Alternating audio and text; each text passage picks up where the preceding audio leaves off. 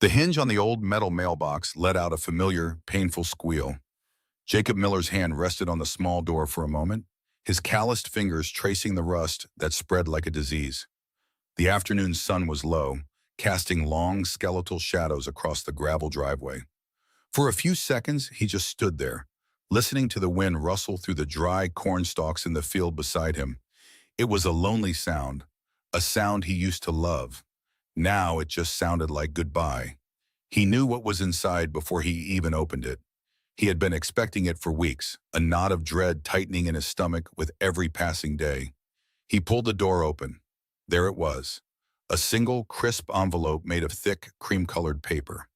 There was no friendly greeting, no handwritten address, just his name and the farm's address, typed in a severe, unforgiving font beneath the embossed logo of Croft Financial. It felt cold to the touch, colder than the autumn air. Jake closed the mailbox without a sound and started the long walk back to the farmhouse.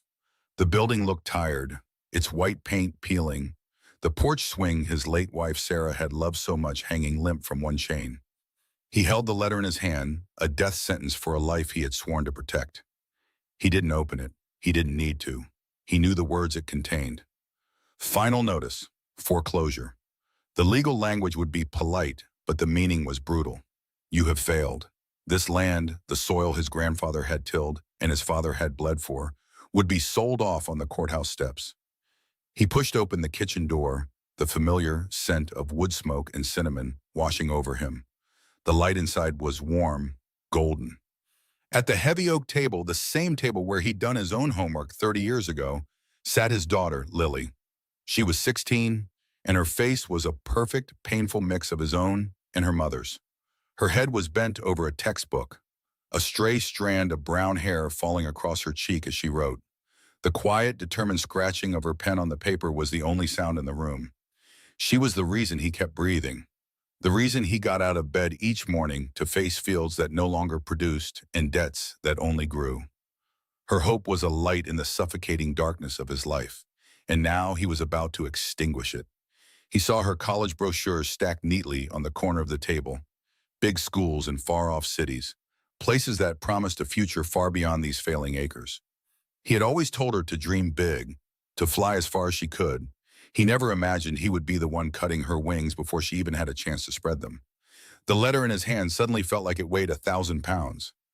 Dad? Lily's voice startled him. She looked up, her bright blue eyes, so much like his own, filled with concern. You okay?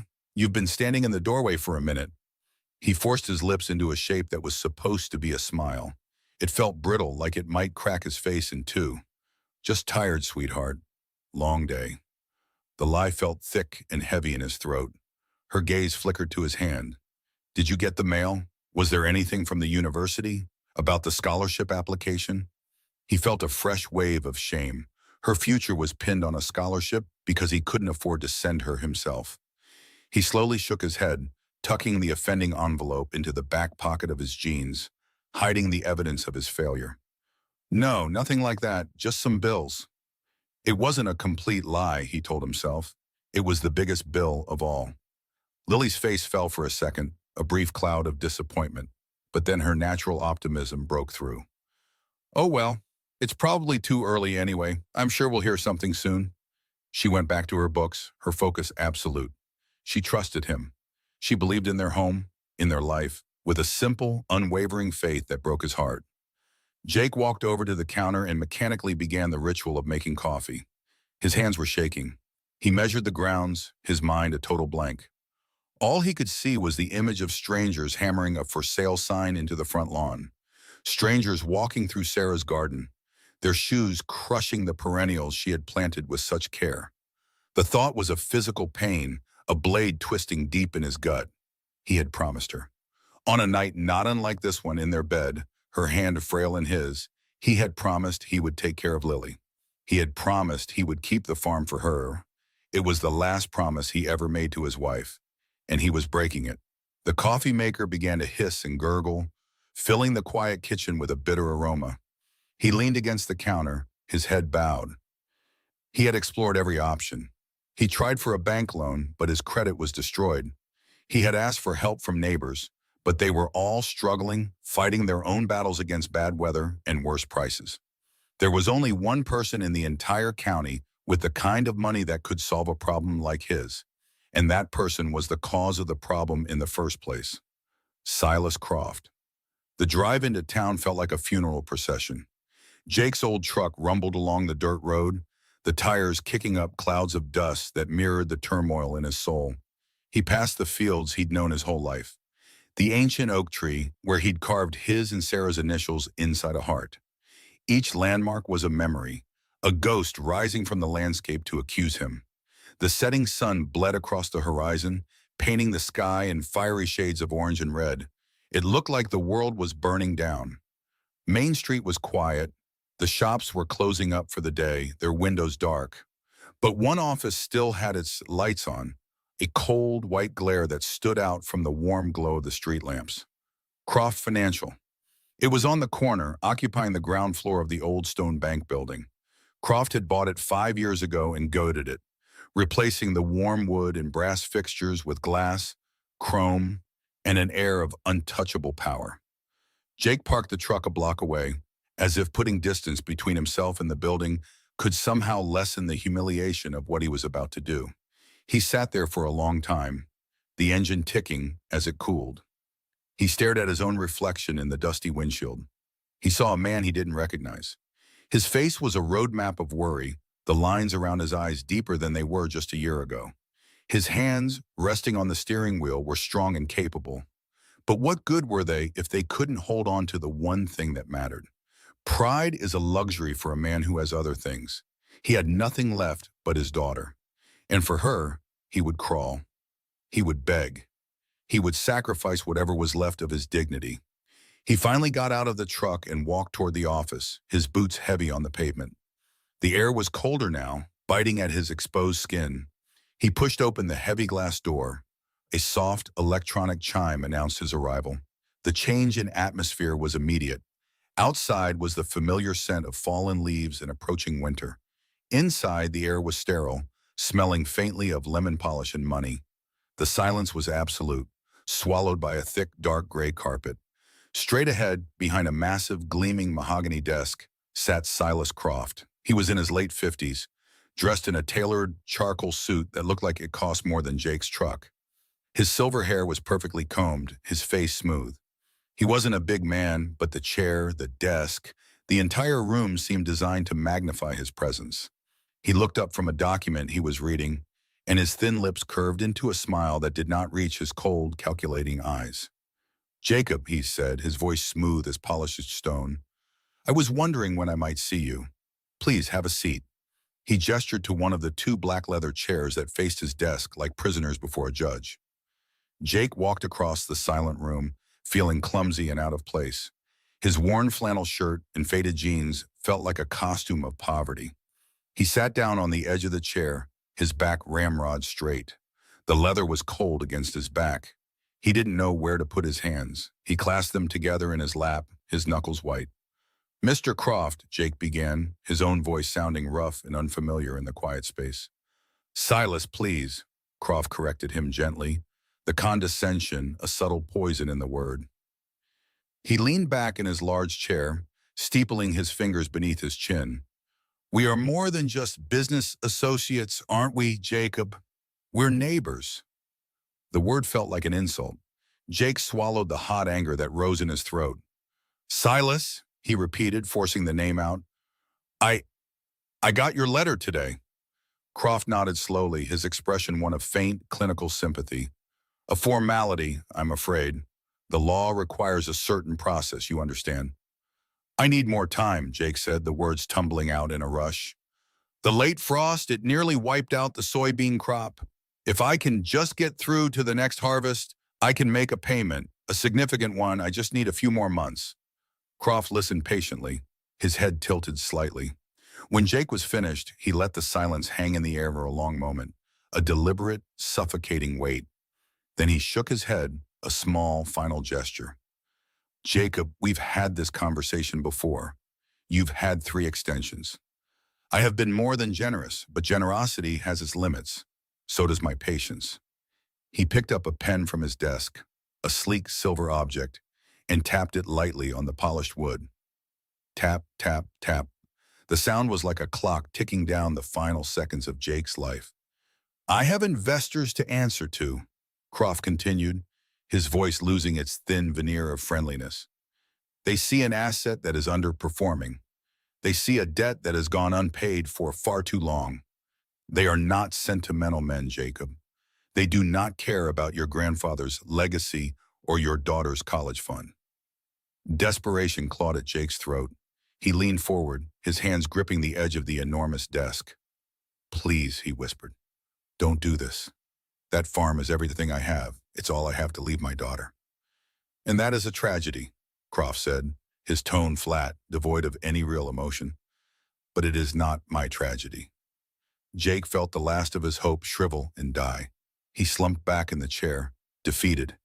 The energy drained out of him, leaving a hollow ache. It was over. He had failed. He stared blankly at the wall behind Croft, at a stark, abstract painting of black and gray lines. It looked like a cage. Croft watched him, a faint, predatory gleam in his eyes. He saw a man at the absolute end of his rope, a man with nothing left to lose, a man who was, therefore, useful. He set the pen down. No, Jacob, he said, his voice dropping to a more conspiratorial level. There will be no more extensions. The foreclosure will proceed as scheduled. Jake closed his eyes, bracing for the finality, but then Croft spoke again, his tone shifting. It was sly, suggestive. He leaned forward across the vast expanse of the desk, his voice a low murmur. However, he said, a slow, knowing smile spreading across his face. Now that we have established that the conventional options are exhausted, perhaps there is another way to solve this, a more unconventional solution for your problem. And as it happens, for one of mine. The air in the office was thin, stripped of all warmth and life. Jacob Miller leaned forward, his rough knuckles white against his knees. Every instinct screamed at him to run, to get out of this polished cage and back to the honest dirt of his land. But the foreclosure notice was a lead weight in his gut. His daughter Lily's face, bent over a textbook at their worn kitchen table, was a ghost in this cold room. So he stayed. He listened. Silas Croft's words hung in the sterile air, a lifeline thrown to a drowning man, an unconventional solution. Jake's heart, which had been a cold, hard stone just moments before, gave a painful lurch. Hope was a terrible, dangerous thing. He knew better than to trust it, especially when it came from a man like Silas Croft. Yet he couldn't stop himself from clinging to the phrase. Croft watched him, a thin smile playing on his lips. He enjoyed this, the power to give and the power to take away, all held within a single breath. He steepled his fingers, the manicured nails a stark contrast to Jake's, which were permanently rimmed with the earth of his farm. The silence stretched, deliberate and cruel. Croft wanted him to beg. He wanted him to ask. Jake clenched his jaw and said nothing. He had begged once today, and the shame of it was a burn in his throat. He would not do it again. Finally, Croft sighed, a theatrical sound of mild disappointment. He rose from his chair and walked to the large window overlooking Main Street. The late afternoon sun cast his long shadow back into the room, a dark spear pointed directly at Jake's heart. Our little town is changing, Jacob, Croft said, his back still to him. Progress is inevitable. Some people embrace it, others resist. He gestured vaguely toward the town square. They cling to a past that no longer exists. They stand in the way of prosperity, my prosperity. He turned around slowly, his eyes finding Jake's. You know who I'm talking about, don't you? Jake's mind was blank with confusion. He had no idea. He was thinking about interest rates, about payment plans, about selling the old tractor his own father had taught him to drive. He wasn't thinking about town politics. I don't follow, Jake said, his voice raspy. Croft gave a soft, condescending chuckle. Of course you don't. Your head is in the soil. A noble pursuit, but a narrow one. He returned to his desk, but he didn't sit. He perched on the edge, looking down at Jake like a hawk studying a field mouse. I'm talking about Eleanor Vance.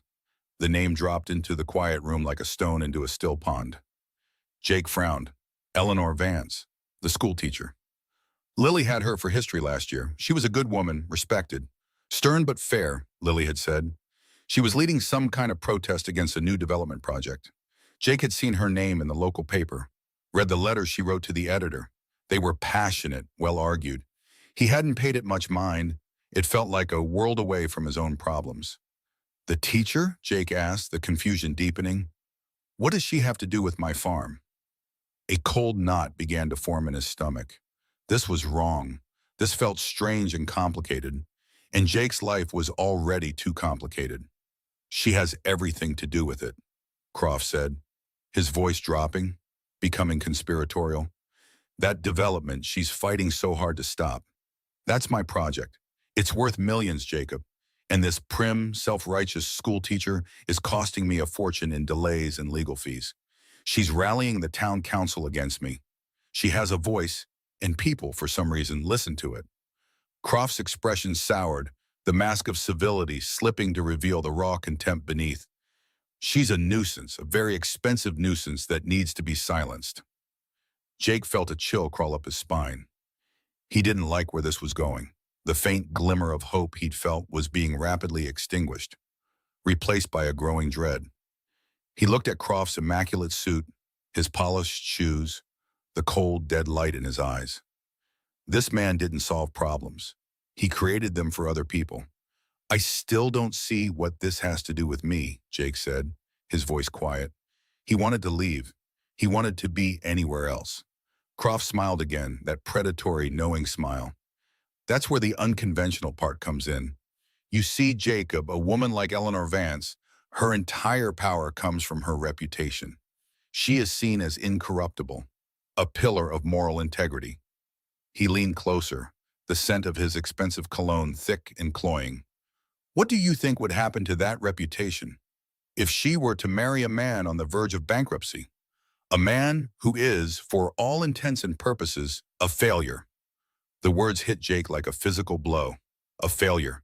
He saw Lily's hopeful face again, and the word echoed in his mind, sharp and brutal. He stared at Croft, his brain struggling to process the monstrous thing being suggested. Marry her, he whispered, the words barely audible. You want me to marry Eleanor Vance? The idea was so absurd, so utterly insane that for a second he thought it must be a joke. A sick, twisted joke at his expense. Precisely, Croft said, his smile widening. He was delighted by Jake's shock. It was part of the payment. A marriage of convenience, you could call it. You, a desperate man, and her, a woman of questionable judgment, it would seem. Her supporters would desert her. The town council would dismiss her. How can a woman who can't even choose a stable husband be trusted with the future of the town? Her crusade would... Her voice would be silenced, her credibility utterly destroyed. He spread his hands, a gesture of magnificent simplicity, and I would be very, very grateful. Jake couldn't breathe. The air had been sucked from the room. He felt a wave of nausea roll through him. He looked around the office, at the mahogany desk, the leather chairs, the abstract art on the walls that looked like angry, meaningless scratches. It was all a facade. This room wasn't an office, it was a slaughterhouse for souls, and Croft was the butcher. He wasn't just offering a deal, he was offering Jake a chance to participate in the methodical destruction of an innocent woman's life. A good woman, a woman his own daughter admired. The image of Eleanor Vance's face from the newspaper flashed in his mind. Clear eyes, a determined set to her jaw. She looked like someone who believed in things, right and wrong, justice. And this man, this creature sitting in front of him, wanted to use him, use his failure, his desperation, to tear her down, to make her a laughingstock, to break her spirit for profit. The shame he had felt walking in here was nothing compared to the tidal wave of filth that was washing over him now. He felt dirty just listening to it. He felt like an accomplice. And in return for this service, Jake managed to say, his voice thick with a disgust he didn't try to hide. In return, Croft said smoothly, as if discussing the price of corn, I would forgive your debt, all of it. The mortgage, the equipment loans, the outstanding personal notes. Every last penny, The foreclosure notice would be shredded. The deed to your farm, free and clear, would be placed in your hands. Your land, your family's legacy would be safe. Lily's future would be secure. He paused, letting the words sink in, letting the temptation do its venomous work. All you have to do, Jacob, is marry the school teacher. The silence that followed was absolute. Jake heard the frantic pounding of his own heart. He heard the faint tick of a clock on the wall, each second a hammer blow against his skull. Forgive the debt. The words were a siren song, promising relief from the crushing weight that had been squeezing the life out of him for years. The farm would be safe, his home, the place where he and his wife had built their life, where he had raised his daughter, where every corner held a memory, the place he was about to lose. Lily's future, college, a life without the constant shadow of poverty and fear that had defined his own. Everything he wanted, everything he had prayed for, laid out before him on a silver platter, and the price was his soul. He thought of his hands, strong, calloused, honest hands that had planted seeds, mended fences, and held his daughter when she was small. Croft was asking him to use those hands to sign a marriage license that would be a weapon. He was asking him to stand next to a woman at an altar and lie, to become a tool for this man's greed, to become like him. The initial shock was hardening into something else now, something cold and heavy and sharp. It was rage, a pure, clean rage that burned away the desperation and the fear. He looked up from his hands and met Croft's gaze. The smug, confident look on the other man's face was the final spark. Croft saw him as weak. He saw him as broken. He saw him as a man who could be bought, whose honor had a price tag. He had misjudged him completely. Jacob Miller might be poor. He might be on the verge of losing everything he had ever worked for, but he was not a monster. "You're a sick man," Jake said, his voice low and trembling with fury. Croft's smile faltered for a fraction of a second. "It's just business, Jacob. Don't be sentimental. It's a simple transaction." "A transaction?" Jake's voice rose. The quiet man finally broken open. "You want me to ruin a good woman's life. You want me to sell what's left of my own decency so you can build another one of your soulless projects. You think because I'm desperate, I'm also rotten. You think my daughter's future is something you can buy by turning me into a villain." The blood was pounding in his ears. The room felt small, suffocating. He saw his wife's face, her kind eyes, and he felt a shame so profound it almost buckled him. What would she think of him, even considering this for a second? He had come here to save his farm. He had not come here to sell himself. The farm wasn't just land and a house. It was a legacy of honor, of hard work, of doing the right thing, even when it was the hard thing.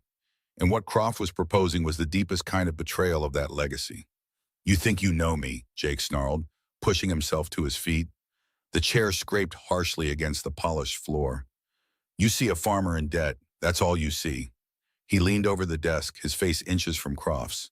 For the first time, he saw a flicker of something in the other man's eyes. It wasn't fear, it was surprise. The mouse was roaring. "You don't know the first thing about me, or my daughter, or what we stand for." He didn't wait for a reply. The rage was a physical force, demanding an outlet. He slammed both of his hands down flat on the gleaming surface of the mahogany desk. The sound was like a gunshot in the pristine silence of the office. A stack of papers jumped.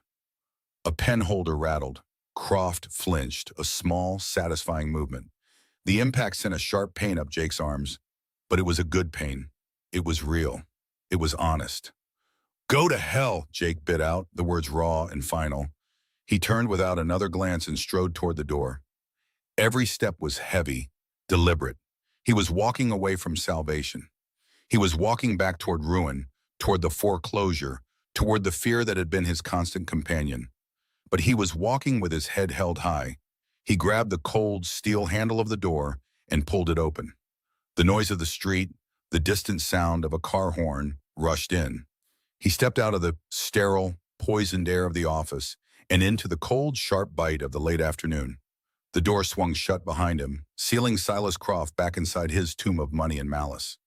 Jake stood on the pavement for a moment, his chest heaving, the icy wind a welcome shock against his heated skin. He had nothing. He was worse off than when he had arrived. But as he stood there, trembling with fury and a strange, terrible sense of release, he knew one thing for sure. He was still Jacob Miller, and that was not for sale. The engine of the old truck groaned, a familiar and weary sound that Jake had known for 20 years. But today it felt different. It was the sound of retreat, the sound of failure. Each mile that separated him from Silas Croft's sterile office did not bring relief. It only gave the poison more room to spread through his veins. The cold fury that had made him slam his hands on that polished mahogany desk was gone. It had burned out quickly, leaving behind a thick, black ash of shame. He gripped the steering wheel, his knuckles white. His calloused hands, hands that knew the feel of soil and wood and honest work, felt alien and useless. What good were they if they couldn't protect his own home? Croft's words echoed in the cab, slick and venomous. Marry Eleanor Vance. The idea was so grotesque, so profoundly wrong. It felt like a violation just to think it.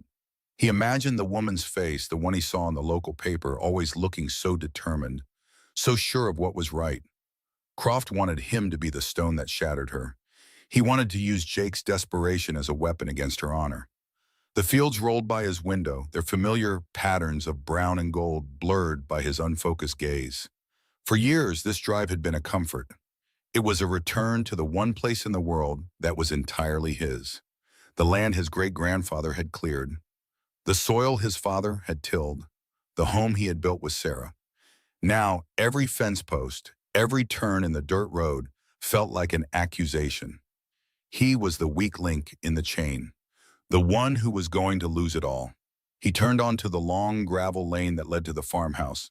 The house stood on a low rise, its white paint peeling, its porch swing gently swaying in the afternoon breeze. It looked tired, just like him. For a moment, he thought about just keep driving past the house, past the town, past everything he had ever known, until the truck ran out of gas and he was a stranger somewhere new. But then an image of Lily flashed in his mind. Lily, with her bright, hopeful eyes sitting at the kitchen table, her homework spread out before her. And the thought of leaving vanished as quickly as it came. He could not run. His cage was not the farm. It was his love for his daughter. He killed the engine, and the silence that followed was absolute. It was a heavy, listening silence, broken only by the cawing of a distant crow. He didn't move. He just sat in the truck, staring at the house where he was born, the house where he had brought his bride, the house where Lily had taken her first steps. It was more than wood and nails. It was a living thing, a vessel of memory and meaning, and Creef wanted him to desecrate it with a monstrous bargain. Tell Croft to go to hell, he had said. The words had felt good, righteous, for a single fleeting second, but hell was no longer some distant concept. It was a foreclosure notice sitting on his kitchen table. Finally, he pushed the door open and his boots crunched on the gravel. The air smelled of damp earth and coming rain. He walked slowly toward the porch, his steps heavy, as if he were wading through deep water. Each step was a conscious effort.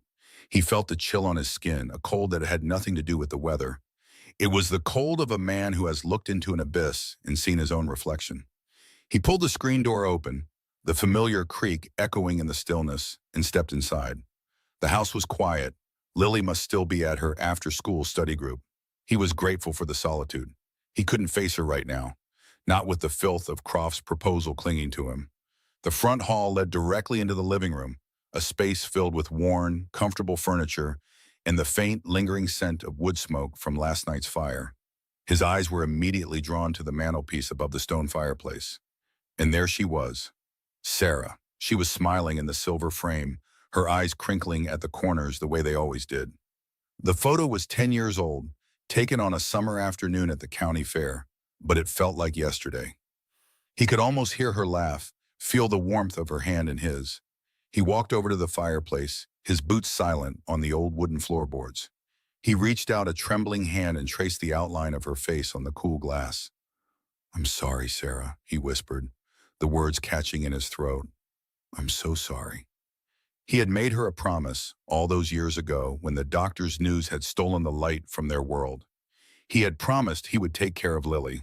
He would keep the farm safe for her. He would be strong enough for both of them. For a long time, he thought he had been. He worked from sunup to sundown, pouring every ounce of his energy and grief into the soil.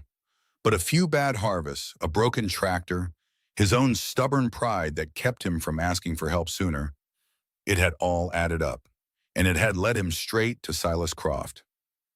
"I don't know what to do," he said to the photograph, his voice thick with unshed tears. He wants me to do something terrible." He couldn't say it out loud. Saying it would make it real, a solid thing in the quiet air of their home. To destroy another person's life, a good person's life, just to save his own skin. It was the coward's way out.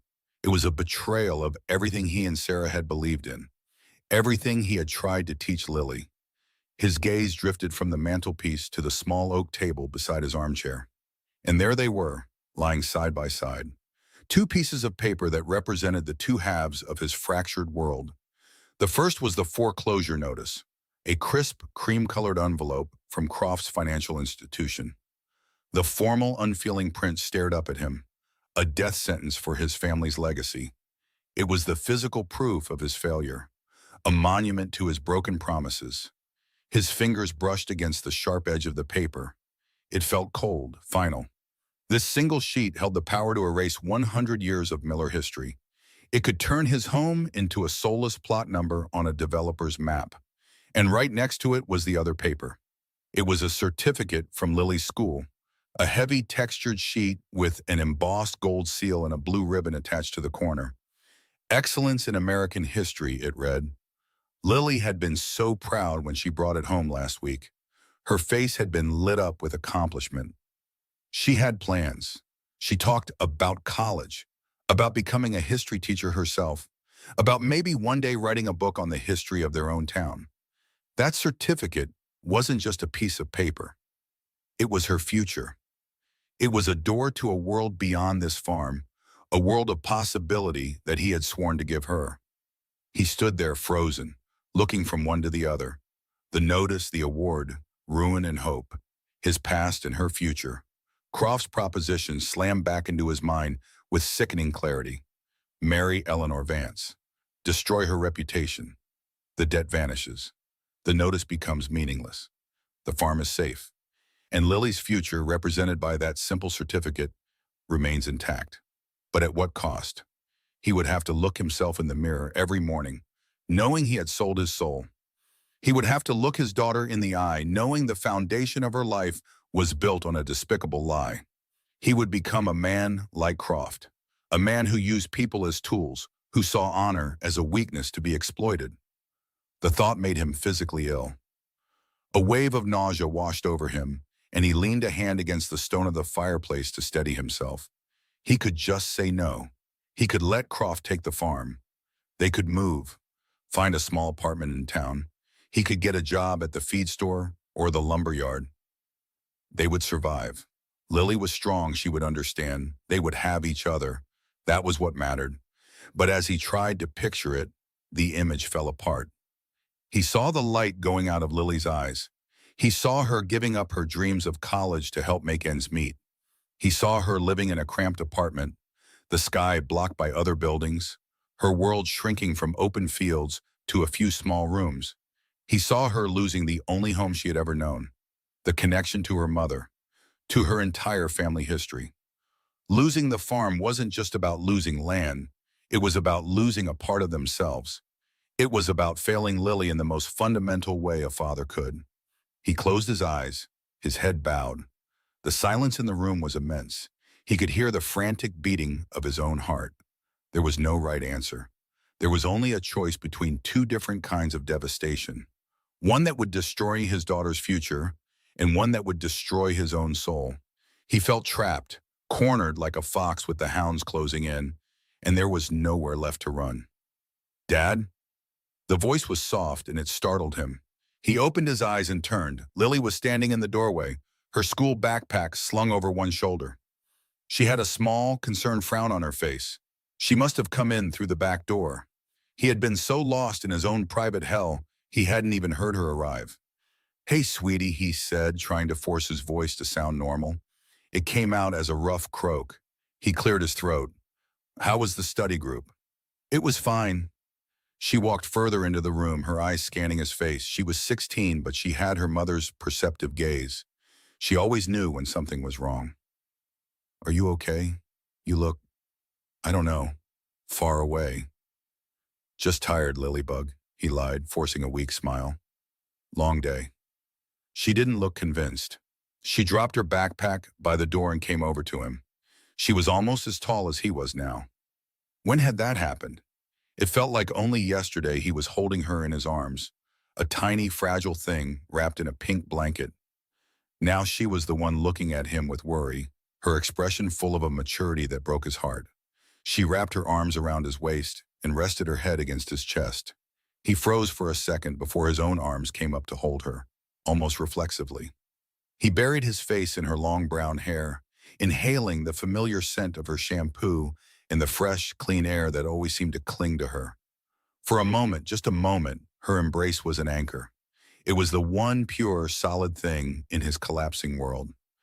"You've been worrying too much lately, Dad," she said, her voice muffled against his flannel shirt. "I hear you at night, walking around downstairs. You think you're being quiet, but the floorboards creak." He said nothing. He just held her tighter, a desperate, crushing grip. He felt a tremor run through his hands. She pulled back slightly to look up at him, her brow furrowed with love and concern. "Whatever it is, we'll figure it out," she said, her voice full of an unwavering, youthful certainty that he no longer possessed. "We always do." He wanted to believe her. Oh God, how he wanted to believe her. Then she smiled, a small, reassuring smile that was so much like her mother's it made his chest ache. "Don't worry so much," she repeated softly. "It's you and me. We'll be okay. We'll always have each other. And we'll always have the farm. This place is forever." Those words, those innocent, loving, soul-shattering words. We'll always have the farm. They were meant as a comfort, a statement of unshakable fact. But to Jake, they were a verdict. She didn't know. She couldn't possibly know that her faith was the very thing that was crucifying him. Her belief in the permanence of their home was the reason he was even considering Croft's monstrous deal. He was trapped between her beautiful, innocent world and the ugly reality he was hiding from her. A sound escaped his throat, a choked, broken noise. He felt his composure, the fragile wall he had been holding up all day, completely crumble. It shattered into 1,000 pieces. The burns started behind his eyes, hot and sharp. He couldn't let her see him like this. He couldn't let her see her father, her rock, her protector, fall apart. He pulled away from her embrace abruptly. He turned his back to her, facing the cold, dark fireplace, his body rigid. He couldn't speak. He couldn't breathe. He pressed the heels of his hands against his eyes, but it was too late. The tears came, hot and silent, tracking paths through the grime on his face. A lifetime of grief, of fear, of shame, all came pouring out in that one silent, gut-wrenching moment.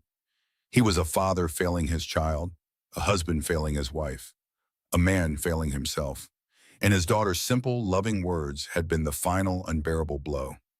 His shoulders began to shake with the force of the sobs he was trying to hold inside. He had to hide his face, ashamed of his weakness, and utterly broken by her love. The quiet of the following morning was a cruel lie. After Lily had gone to bed, her innocent words still echoing in the farmhouse, Jake had not slept. He sat in the dark, watching moonlight trace the grain on the old wooden floor. Each line was a year, a memory, a piece of his father and his father's father. He felt the weight of every single one. The hug from his daughter had not been a comfort. It was a condemnation. It was the warmth of the life he was about to extinguish, the trust he was preparing to betray. He had turned away to hide his tears, but the shame was not so easily hidden. It had settled deep in his bones, a cold that no fire could warm. Now, with the sun rising pale and weak, the coffee in his mug tasted like ash. He stood at the kitchen window, staring out at the land. His land. The word felt hollow in his own mind. For how long? He saw the frost clinging to the dead corn stalks, glittering like shattered glass. It was beautiful in a stark, unforgiving way. Just like the truth. He replayed the scene in Croft's office. The man's smooth, condescending voice. The impossible choice laid out on the polished mahogany desk like a loaded gun. Marry Eleanor Vance. Ruin an innocent woman's reputation to save himself. His hands had shaken then, and they shook now.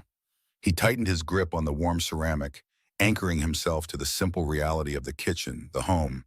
He had stormed out of that office fueled by rage. He had told the man to go to hell. But hell, he was discovering, was not a place you sent someone else. It was a place you carried with you. It was the silence in a house that should be full of plans.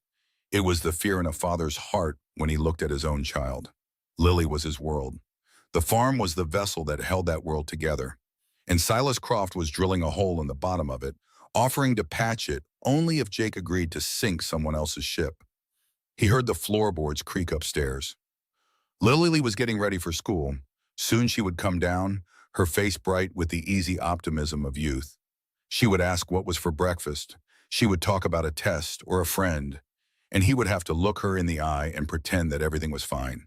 He would have to smile, a cracked and hollow thing, and lie. The lie felt heavier than the debt itself. He took a long drink of the bitter coffee.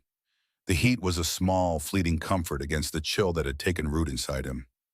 He felt like a ghost in his own life, watching the motions, saying the words, but his true self was trapped miles away in a cold office, staring at an impossible contract. The sound reached him first, a low rumble unfamiliar. It was not the mail carrier's tired engine or a neighbor's tractor. This was different, a heavier vehicle, moving slowly down the gravel road that bordered their property. Jake set his mug down on the counter, his body tensing. He moved from the kitchen window to the living room, peering through the thin lace curtains his wife, Sarah, had hung so many years ago.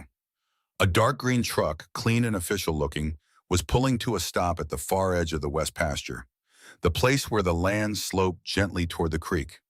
It was the best soil on the entire property. His grandfather had always called it the heart of the farm. Two men got out. They were dressed in practical work clothes, but they were too clean, too neat. They wore bright yellow safety vests and hard hats, a uniform of sterile authority that felt alien against the soft, muted tones of the countryside. One of them unfolded a tall, three-legged tripod and mounted a piece of equipment on it, a lens that glinted in the weak morning sun.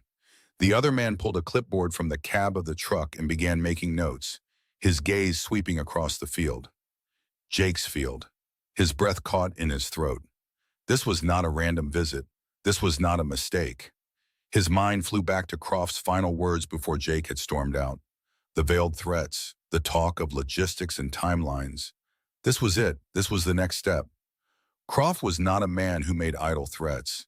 He was a man of action, of calculated cruelty. He had sent his soldiers to stake their claim. They were not just looking at the land, they were dissecting it. The second man walked back to the truck and pulled out a bundle of wooden stakes.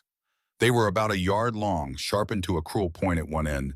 Tied to the other end were strips of bright orange plastic tape that fluttered like tiny, mocking flags in the breeze. He carried the bundle over his shoulder and walked about 50 paces into the field. He consulted with the man at the tripod, who pointed to a specific spot.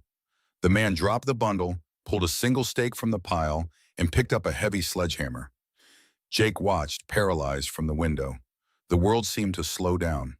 The man positioned the stake, its point digging into the soft, dark earth. He raised the sledgehammer. For a moment he held it there, a dark silhouette against the pale skipperthing. Jake's heart hammered against his ribs, a frantic, trapped bird. He wanted to shout, to run out there and tell them to get off his land, but his feet were rooted to the floor. The shame from the night before had been a slow poison. This was a physical blow. The hammer came down, the sound was sharp, brutal, a solid, percussive thwack that echoed across the silent landscape. It wasn't just the sound of wood being driven into dirt. It was the sound of a violation, the sound of a boundary being broken, the sound of a future being carved up and sold. The man struck the stake again and again. Each blow landed not just on the wood but on Jake's soul. He flinched with every impact, his hands clenching into fists at his sides. This was a message. Croft did not need to write another letter or make another phone call. He was showing Jake, in the most visceral way possible, What the foreclosure notice truly meant. It meant this: strangers on his land, strangers with hammers and stakes, methodically murdering his family's legacy one piece at a time. He watched as they moved, a slow, deliberate dance of destruction. The man with the clipboard would make a notation. The man with the surveying equipment would adjust his lens. The man with the hammer would drive another stake into the ground. Each orange flag was a wound, a bright, garish symbol of his failure. They were marking off plots. He could see it now. The neat, geometric lines they were creating. Lines that had no respect for the gentle curves of the land or the generations of work that had gone into it. They were turning a home into a commodity, a sanctuary into a subdivision. He felt a wave of nausea. He thought of his father walking this very field, his hands plunged deep in the soil, testing its moisture, its life. He thought of Sarah laughing as a young lily chased butterflies through the tall summer grass right there in that exact spot. These memories were sacred. They were woven into the earth itself. And these men, these strangers, were driving stakes right through them. They were pounding his history into the ground, preparing it for burial. The rage from yesterday was gone, replaced by a cold, hollow dread. Rage was a fire. This was an abyss. "Dad?" The voice came from behind him, small and uncertain. He had been so focused on the horror outside that he had not heard her come down the stairs. He turned slowly. Lily stood in the doorway to the living room, her school backpack slung over one shoulder. Her face, usually so open and bright, was clouded with confusion. Her eyes were fixed on the window, on the scene unfolding in the pasture. "Dad, who are those men?" she asked. Her voice was quiet, a whisper that barely disturbed the heavy silence in the room. Jake opened his mouth to answer, but no words came. What could he say? They're from the county. They're checking the property lines. Any lie felt flimsy, transparent. Her eyes were too smart. She would see right through it. And the truth? The truth was unthinkable.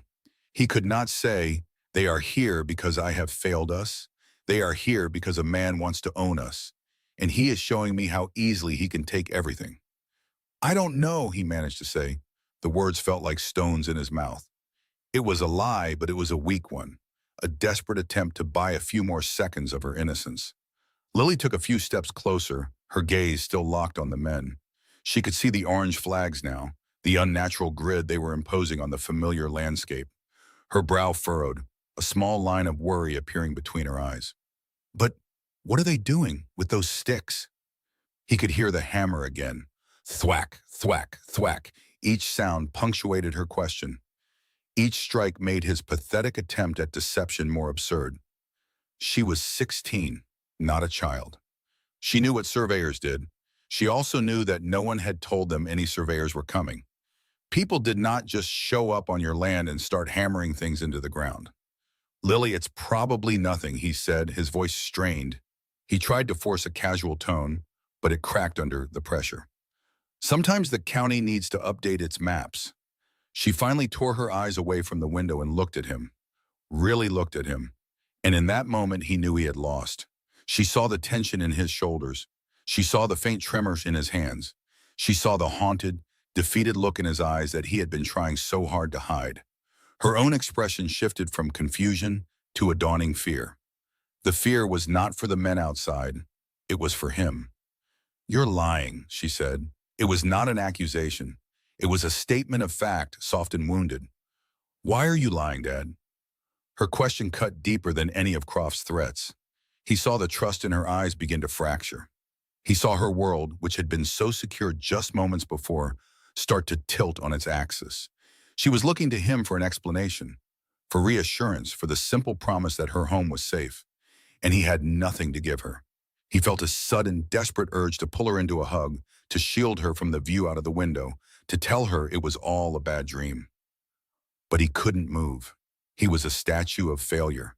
His body was here, in the living room with his daughter, but his mind was trapped in the cold logic of his predicament. To comfort her would be to lie again. To tell her the truth would be to destroy her. There was no right answer. There was no escape. "They're on our land," Lily said, her voice rising now, a note of panic creeping in. "That's our pasture. Why are they hammering things into our pasture? She ran to the window, pressing her hands against the glass as if she could physically push the men away. They can't do that. This is our home. Her panic was a mirror of the storm inside him. Her words were the very ones he had been screaming in his own head. But hearing them spoken aloud in his daughter's terrified voice made them terrifyingly real. The abstract threat of the foreclosure notice, the psychological horror of Croft's proposal, had now materialized. It was here, it was tangible. It had a sound, the relentless thwack of a hammer driving a stake into the heart of their world. Jake took a step toward her, his hand outstretched. He wanted to say her name, to offer some kind of comfort, however empty. But his throat was tight. The words would not form. He could not conjure a single comforting lie that would not crumble to dust the moment it left his lips. All the strength he had, all the pride he had carried his entire life, had evaporated. He was empty. He just stood there a few feet behind his daughter, watching the scene through the same window. He saw the men, impassive and methodical. He saw the orange flags multiplying across the field like a disease. And he saw his daughter's small, straight back, trembling as she watched her world being marked for demolition. The silence in the room grew, filled only by the sound of Lily's shallow breaths in the distant, rhythmic pounding. It was the sound of a clock ticking down. It was the sound of Silas Croft's victory. Jake lowered his hand. He could not lie to her. He could not tell her the truth. All he could do was stare past her at the men who were acting on Croft's orders. His face was a mask of grim, absolute defeat. The fight had gone out of him, leaving only a vast, cold emptiness where his hope used to be. The coffee in the cup had gone cold. Jacob Miller stared into its black surface, seeing a distorted reflection of a man he no longer recognized. The overhead lights of the town diner glinted off the grease on the bacon he hadn't touched. The plate of eggs and toast sat before him like an accusation. He had ordered it out of habit, a farmer's breakfast for a man who no longer felt he had the right to work his own land. The familiar clatter of cutlery and low hum of conversation felt a world away. His own world had shrunk to the size of a single, poisoned thought, a deal with the devil dressed up in a tailored suit.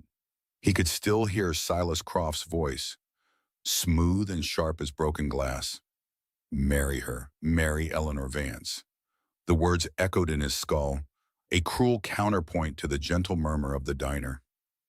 Croft wanted to ruin her. He wanted to tie her good name to Jacob's ruin, to his debt, to his failure. A marriage, Croft had explained with that thin, predatory smile, would be a public disgrace for a woman leading a moral crusade. It would suggest she was a hypocrite, or worse, that she had been bought. Her credibility would evaporate. Her fight against Croft's land development project would die. And in return, the farm would be his.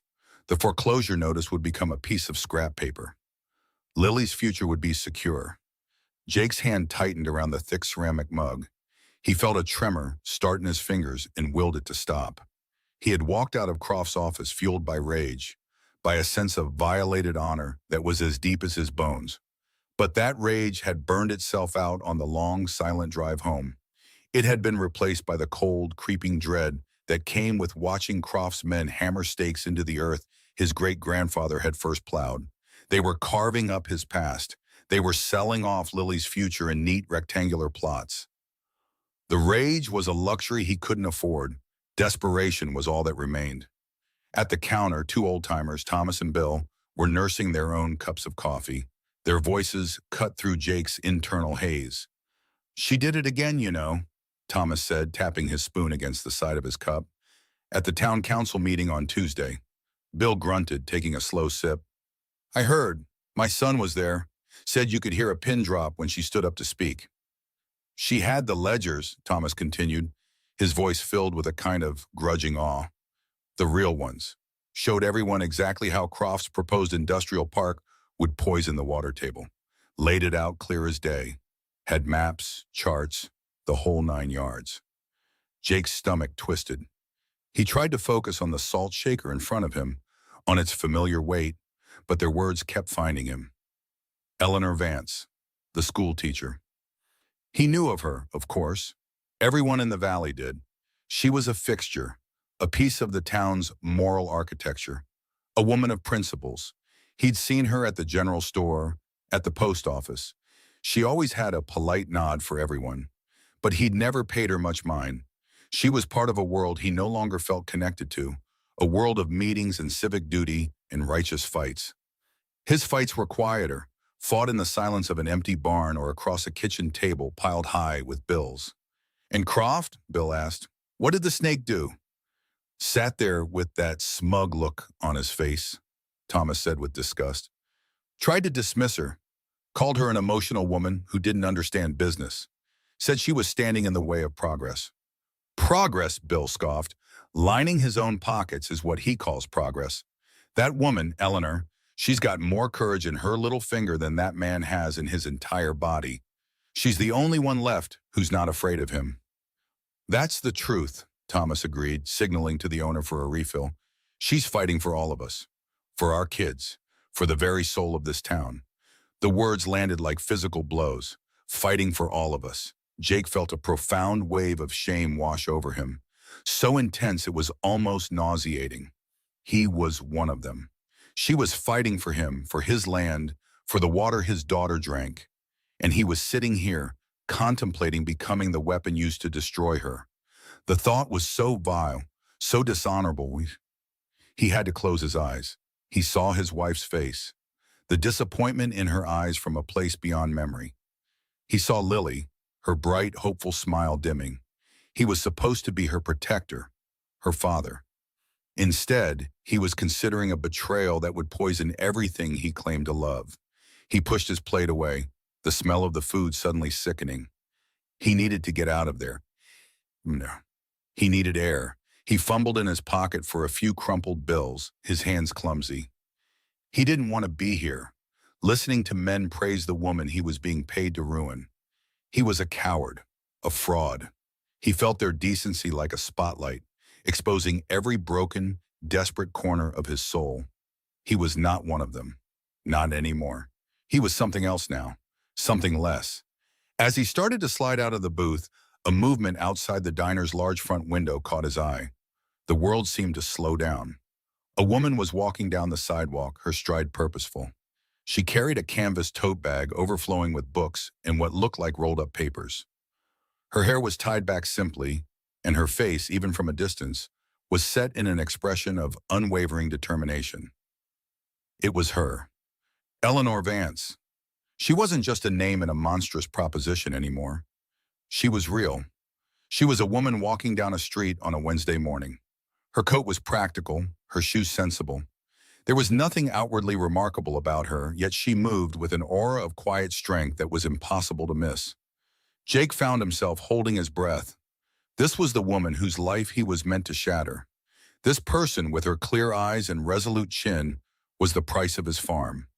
She walked past the window without a glance inside. Her focus was forward, on whatever destination lay ahead, on whatever battle she was preparing to fight next. For a fleeting second, Jake imagined her turning, her eyes meeting his through the glass. What would she see? A broken farmer? A desperate father? Or would she somehow see the treachery in his heart? The thought made him shrink back into the shadows of the booth, his face hot with shame. He felt like a conspirator caught in the act, a Judas watching his victim walk towards a fate he was helping to arrange. The image of her face burned into his mind. It wasn't the face of a political activist. It was the face of a person with hopes, with fears, with a life that was hers and hers alone. Croft didn't see that. To Croft, she was an obstacle, a problem to be removed. He saw her as a chess piece, a symbol to be discredited. But Jake, in that one brief moment, saw a human being, and that made everything infinitely worse. He couldn't hide behind the abstract nature of the deal anymore. The deal had a face. It had intelligent eyes and a determined walk. After she was gone, the street outside seemed ordinary again. A truck rumbled by. An elderly couple ambled along, window shopping. But for Jake, everything had changed. The shame was no longer a dull ache. It was a sharp, stabbing pain in his chest. He slumped back against the vinyl of the booth, his breath coming in ragged bursts. He rested his forehead against the cool glass of the window, the condensation fogging up around him. He thought of Lily. He saw her at her desk, studying for a future she believed in, a future built on the foundation of the farm. He saw the trust in her eyes when she hugged him, the absolute faith she had in her father to make everything okay. That faith was a crushing weight. How could he tell her that the only way to save their home was to destroy an innocent woman's life? How could he explain that her future would be paid for with another person's public humiliation? He would have to look his daughter in the eye every day, knowing he had committed a profound moral crime to keep a roof over her head. The land would be theirs, yes, but it would be tainted. Every harvest, every sunrise over the fields would be a reminder of the price he paid. He would be living in a house of his own making, but it would feel like a prison. He would have saved the body of their life, the farm, but he would have sacrificed its soul. His soul, and for what? To defeat a man like Silas Croft? This wasn't a defeat for Croft. It was a victory. It was Croft proving that everything and everyone had a price. Jake would become living proof of Croft's cynical worldview. He would be the farmer who sold his honor, the man who helped silence the one voice of courage in the valley, all for a few acres of dirt. The thought made him feel sick. He saw the surveyors again in his mind's eye, hammering those wooden stakes into his land. The rhythmic thud of the mallet was like a drumbeat counting down the seconds to his family's ruin. That was the alternative, losing everything. Watching Lily's dreams turn to dust, leaving the only home he had ever known, the land his wife was buried on. He would have to stand by and watch Croft bulldoze his history, his legacy, and build something cold and ugly in its place. He would have his honor, perhaps, but he and his daughter would be homeless. His pride would be a cold comfort in a rented room in some other town, his hands soft and useless, his purpose gone. There was no good choice. There was only ruin on one side and damnation on the other. He felt trapped, utterly and completely trapped. The noise of the diner faded into a distant roar, the faces of the other patrons blurred. He was alone, adrift in an ocean of impossible choices. He stared out the window, but he wasn't seeing the street anymore. He was seeing Eleanor Vance's determined face. He was seeing Lily's hopeful one. And he was seeing the foreclosure notice, its crisp official letters spelling out his doom. The images swirled together, a nightmare collage of his own personal hell. He didn't know how long he sat there, lost in the suffocating silence of his own mind. A gentle voice cut through the fog. "Jake?" He blinked, his focus slowly returning to the diner. Sarah, the owner, was standing by his table, a coffee pot in her hand. Her face was etched with concern. "Jake, are you all right?" she asked again, her voice soft. He looked from her face to his untouched plate, then to the empty street outside. He realized with a jolt that his reflection in the window was pale and haunted. He had been staring, just staring blankly at nothing at all. He had no idea how much time had passed. 10 minutes. Maybe more. He opened his mouth to answer her, to say he was fine, but no words came out. The simple question hung in the air between them, and he had no answer for it. The drive home from the diner was a blur of fading light and familiar turns. Jake's hands gripped the steering wheel of his old truck, the worn leather cool against his skin. Each crack in the asphalt felt like a jolt straight to his soul. The image of Eleanor Vance walking past the diner window was burned into his mind. Her determined expression, the straightness of her back. She was a woman walking toward a fight, and he was being asked to be the weapon that struck her down from behind. The thought was so vile it left a sour taste in his mouth, worse than the cold coffee he'd left on the counter. He was a farmer. His hands were meant to cultivate life from the soil, not to be instruments of ruin for a man like Silas Croft.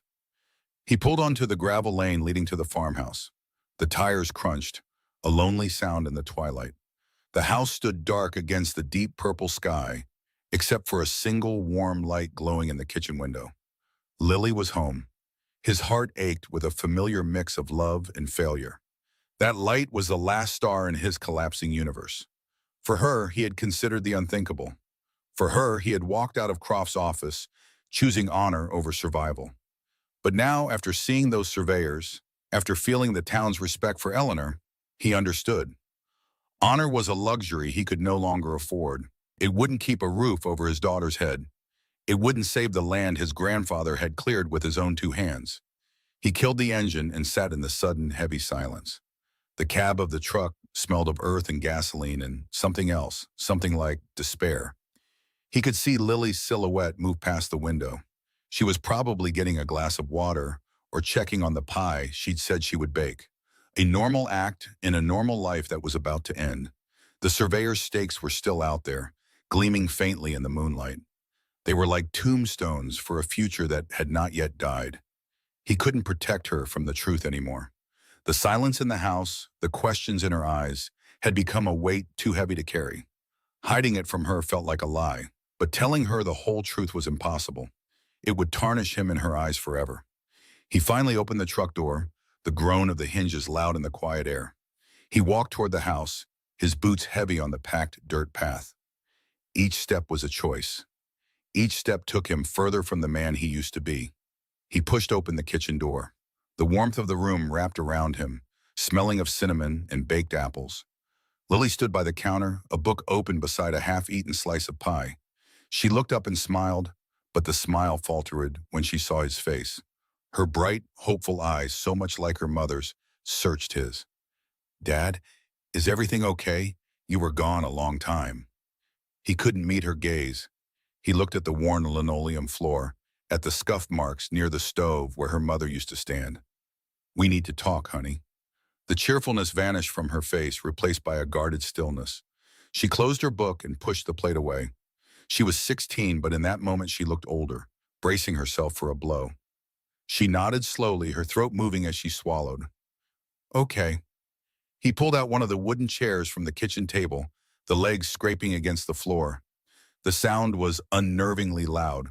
He motioned for her to sit opposite him. The table felt like a vast, empty canyon between them. The single overhead light cast long shadows, carving new lines of worry onto his face. He laced his calloused fingers together on the tabletop, staring at them as if they belonged to a stranger. He didn't know where to begin. The truth was a tangled, monstrous thing. He could only bring himself to offer her a single frayed thread. "Lily," he started, his voice rough, "I haven't been honest with you about our situation here." She waited, her hands folded in her lap. She didn't press him. She just watched him with a patience that broke his heart. "The farm, as I say, it's in trouble," he said, the words feeling like stones in his throat. "Serious trouble. After your mom passed, there were expenses. The harvests haven't been good for a few years. I had to take out loans to keep us going. I thought I could catch up. I always thought next season would be the one." He finally looked up and met her eyes. He saw not judgment, but a dawning, terrible understanding. The surveyors, the worried phone calls he took in the barn, the way he stared out at the fields for hours on end, when all the little pieces were clicking into place for her. "The loans are with Mr. Croft," he continued, forcing the name out. Just saying it felt like a betrayal. "And the debt, it's grown too big. I can't pay it back. Not right now." He saw the flicker of fear in her eyes, the one thing he had wanted to shield her from his entire life. "What does that mean?" she whispered. Her voice was small, fragile. "Those men today, the stakes they were putting in the ground, was that for him?" He nodded, a single jerky movement. "He holds the note on this whole place, Lily. The house, the fields, everything. We're on a foreclosure notice. That means that if I can't pay, he takes the land." A single tear escaped and traced a path down her cheek. She didn't wipe it away. "He's going to take our home?" The question hung in the air, simple and devastating. It was the heart of the matter. It was the reason he was sitting here, gutting his own daughter with a half-truth. He saw the memory of her mother in the line of her jaw, the same quiet strength. But he also saw the child who was afraid of losing the only home she had ever known. His own eyes burned. He reached across the table, his hand covering hers. Her skin was so soft compared to his. "No," he said, his voice cracking with the force of the lie he was building. "No, I am not going to let that happen. I promise you." "But how?" she asked, her voice trembling. "If we don't have the money." Here it was, the precipice, the moment where he could tell her about Croft's real price. He could say, "He wants me to destroy an innocent woman for him. He wants me to marry your teacher, Miss Vance, to ruin her and save ourselves." The words formed in his mind, ugly and sharp. But he couldn't say them. He couldn't bear to see the love in her eyes curdle into disgust or pity. He couldn't make her an accomplice to this filth, even by knowledge alone. So he chose the other path, the deeper betrayal, the lie of omission. He squeezed her hand, trying to pour all the conviction he didn't feel into his touch. I went to see him, he said, the partial truth feeling heavy and slick. There are options, ways to work this out. It's complicated and it's not going to be easy, but I have a path forward. He felt like a fraud, a coward. He was painting a picture of a difficult but honorable negotiation, a father fighting bravely for his family. He was hiding the reality that the path forward led directly through another person's life. "I'm going to fix this," he said again, looking her straight in the eye. He was making a vow not just to her, but to himself, a vow to see this through, no matter the cost to his own soul. "I will do whatever it takes to make sure you don't lose this home. This is our home. Your mother loved this land. I will not let him take it." Lily seemed to draw strength from his false certainty. She sniffled, finally wiping her cheek with the back of her free hand. She gave him a watery, wavering smile. "Okay, Dad," she said softly. "I trust you." Those 3 words were both a gift and a sentence. They filled him with a profound, aching love and a shame so deep it felt like drowning. She trusted him, and he was about to become a man who couldn't be trusted at all. "We'll be okay," she added, her voice a little stronger. "We can sell the old tractor. I can get it up after school at the diner. We can plant a bigger garden. We can do it together." Her innocence, her immediate leap to sacrifice, was another twist of the knife. She was trying to help him carry a burden, not knowing its true monstrous shape. "You just focus on your schoolwork," he managed to say, his throat tight. "Let me worry about this. This is my load to carry." They sat in silence for a long time after that. The gap between them was no longer empty. It was filled with a terrible, unspoken secret. He had built a wall between them, brick by brick, with every word he didn't say. He had protected her from the monster, but only by inviting a different kind of darkness into their home. Eventually, she pulled her hand away and stood up. "I'm tired," she said, though he knew it was more than that. The knowledge, even the partial knowledge, had exhausted her. "I think I'm going to go to bed." "Okay, honey." She came around the table and wrapped her arms around his neck from behind, resting her cheek on the top of his head. "I love you, Dad." "I love you more than anything, Lily," he whispered, his voice thick with unshed tears. He listened to her footsteps on the stairs, then the soft click of her bedroom door closing. He was alone again. The silence that rushed back in was suffocating. The kitchen, once a place of warmth and comfort, now felt like a cold, sterile chamber where he had just performed a terrible surgery on his own family. He had cut out a piece of the truth to save the whole, but he feared he had poisoned the rest of it in the process. He sat motionless at the table for what felt like hours. The promise he made to Lily echoed in his head. "I will do whatever it takes." The words were a death sentence for his pride, for his vision of himself as a good man. He looked at the foreclosure notice still lying on the counter. It was no longer just a piece of paper. It was a contract he had already signed in his heart. Slowly, like an old man, he pushed himself up from the chair. His joints ached. He walked over to the wall where the old rotary phone hung. It was a relic from another time, a time before his life had become this complicated nightmare. His hand trembled as he reached for the receiver. Lifting it felt like lifting a tombstone.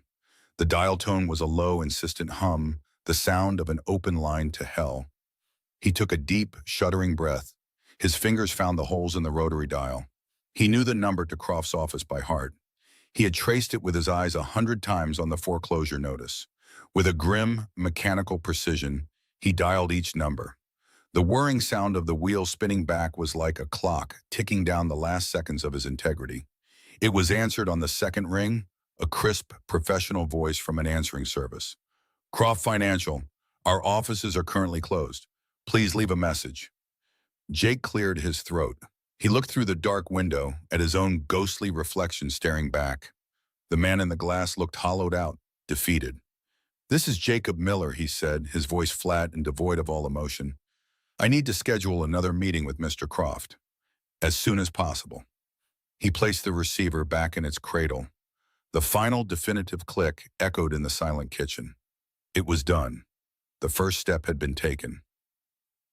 There was no going back now.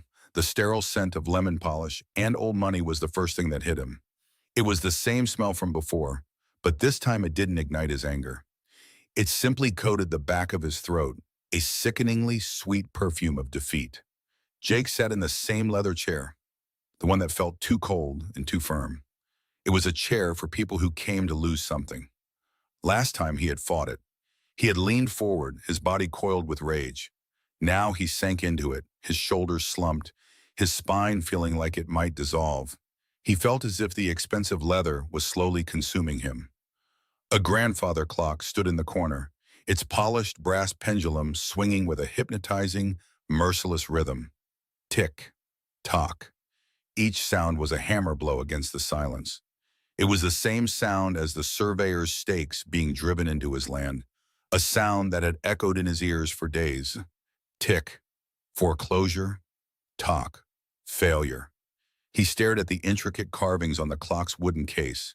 He tried to count them, to focus on anything other than the man sitting across the polished mahogany desk. Silas Croft hadn't said a word since Jake had been shown in. He didn't need to. His silence was an instrument, finely tuned and expertly played. He simply watched Jake, a faint, almost imperceptible smile playing on his lips. He steepled his fingers, resting his chin on them, his eyes cold and analytical. He looked like a biologist studying a specimen pinned to a board. Jake could feel the weight of that gaze, picking him apart, cataloging his frayed collar, the dirt under his fingernails that he could never quite scrub away, the deep-set exhaustion in his eyes. Jake's own hands rested on his knees. They felt like foreign objects, heavy and useless. These were the hands that had built fences, delivered calves, and held his wife's hand as she passed. They had held Lily when she was a baby, so small and fragile. Now they were trembling slightly, and he balled them into fists to make them stop. He felt a profound sense of shame. The man who had stormed out of this office, shouting and full of righteous fire, was gone. In his place was this hollowed-out shell, a ghost haunted by the future. He had replayed the phone call over and over in his mind, the way his finger had hovered over the numbers, the cold, impersonal voice of Croft's secretary, the click on the line when Croft himself had picked up. Jake had only managed a few words, his voice a dry rasp. He needed another meeting. Croft had simply said, "Tomorrow at 10, and hung up. There was no surprise in his tone, only the flat, dead certainty of a predator who knew his prey would eventually walk back into the trap. "Water, Jacob?" Croft finally asked. His voice was smooth, like river stones worn by a relentless current. Jake flinched at the sound. He just shook his head, unable to trust his voice. His throat was a desert. Swallowing felt like trying to force down sand. Accepting a glass of water felt like accepting hospitality, like this was a normal meeting between two men. It was not. This was a surrender. Croft shrugged, a small, dismissive gesture. "Suit yourself." He leaned back in his chair, the expensive leather creaking softly. The sound seemed impossibly loud. "I must admit, I wasn't entirely certain you'd come back. You have a temper, Jacob. It's a common flaw in men of principle. It makes them feel powerful for a moment, right before it ruins them." Jake's jaw tightened. He wanted to spit back a reply, to tell Croft what he thought of his armchair psychology. But the words died before they could form. What was the point? Croft was right. His temper had accomplished nothing. It had given him a few hours of bitter satisfaction, followed by days of suffocating dread as he watched the metaphorical water rise around his home, around his daughter. He forced himself to look Croft in the eye. The man's gaze was unwavering, a flat, gray void. There was no malice in it now, no active cruelty. There was something far worse. There was indifference. Jake was not a person to him. He was a tool, a means to an end. "I didn't come here to talk about my temper," Jake said. The words came out rough, scraped raw from his throat. "No," Croft agreed softly. "I imagine not. You came here because you stood on your porch and watched my men mark out the plots for the new subdivision. You came because your daughter looked at you with fear in her eyes, and you had no answers for her. You came because every other door is closed and locked, and I am the only one left with a key. Each word was a perfectly aimed dart. Jake felt them land, piercing through his flimsy armor of pride. He could see Lily's face as she had run to him, her voice high with panic. "Dad, what are they doing? That's our field." He had seen the absolute trust in her eyes, the bedrock certainty that her father could fix anything, and he had stood there, mute and broken, a liar by omission. That memory was the fuel that had brought him back to this cold, hateful room. He took a slow, deep breath, the polished air burning his lungs. This was it, the moment where he stepped off the cliff. He had to say the words. He had to open the door to this monstrous bargain. His soul screamed in protest. Every fiber of his being, everything his father had taught him about honor and dignity, fought against it. But then he saw Lily's face again. Her smile, her future. A future where she could go to college, where she wouldn't be saddled with her father's failure. "Your proposition," Jake began, the word tasting like poison. "I'm willing to discuss it." He didn't say he accepted. The distinction was critical. It was the last piece of ground he had to stand on, a tiny, crumbling foothold of self-respect. He wasn't surrendering unconditionally. He was negotiating. It was a pathetic illusion of control, but it was all he had left. Croft's thin smile widened, but it didn't reach his eyes. It was a predator's smile, all teeth and calculation. He had won. He knew it. Jake knew it. The air in the room shifted, the tension easing into something uglier, something that felt like complicity. "Discuss it," Croft repeated, savoring the word.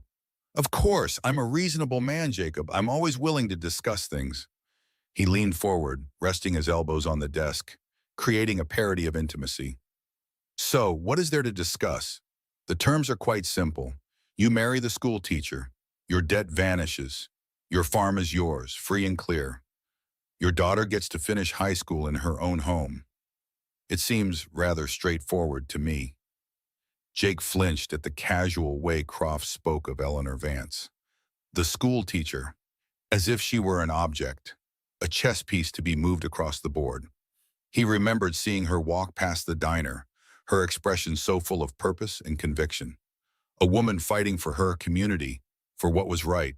And he was here, plotting her downfall. The thought sent a wave of nausea through him. "It's not straightforward," Jake said, his voice gaining a sliver of strength. He had to do this. He had to find a way to live with himself afterward. "What you're asking, it's not just a business deal. You're asking me to destroy someone's reputation.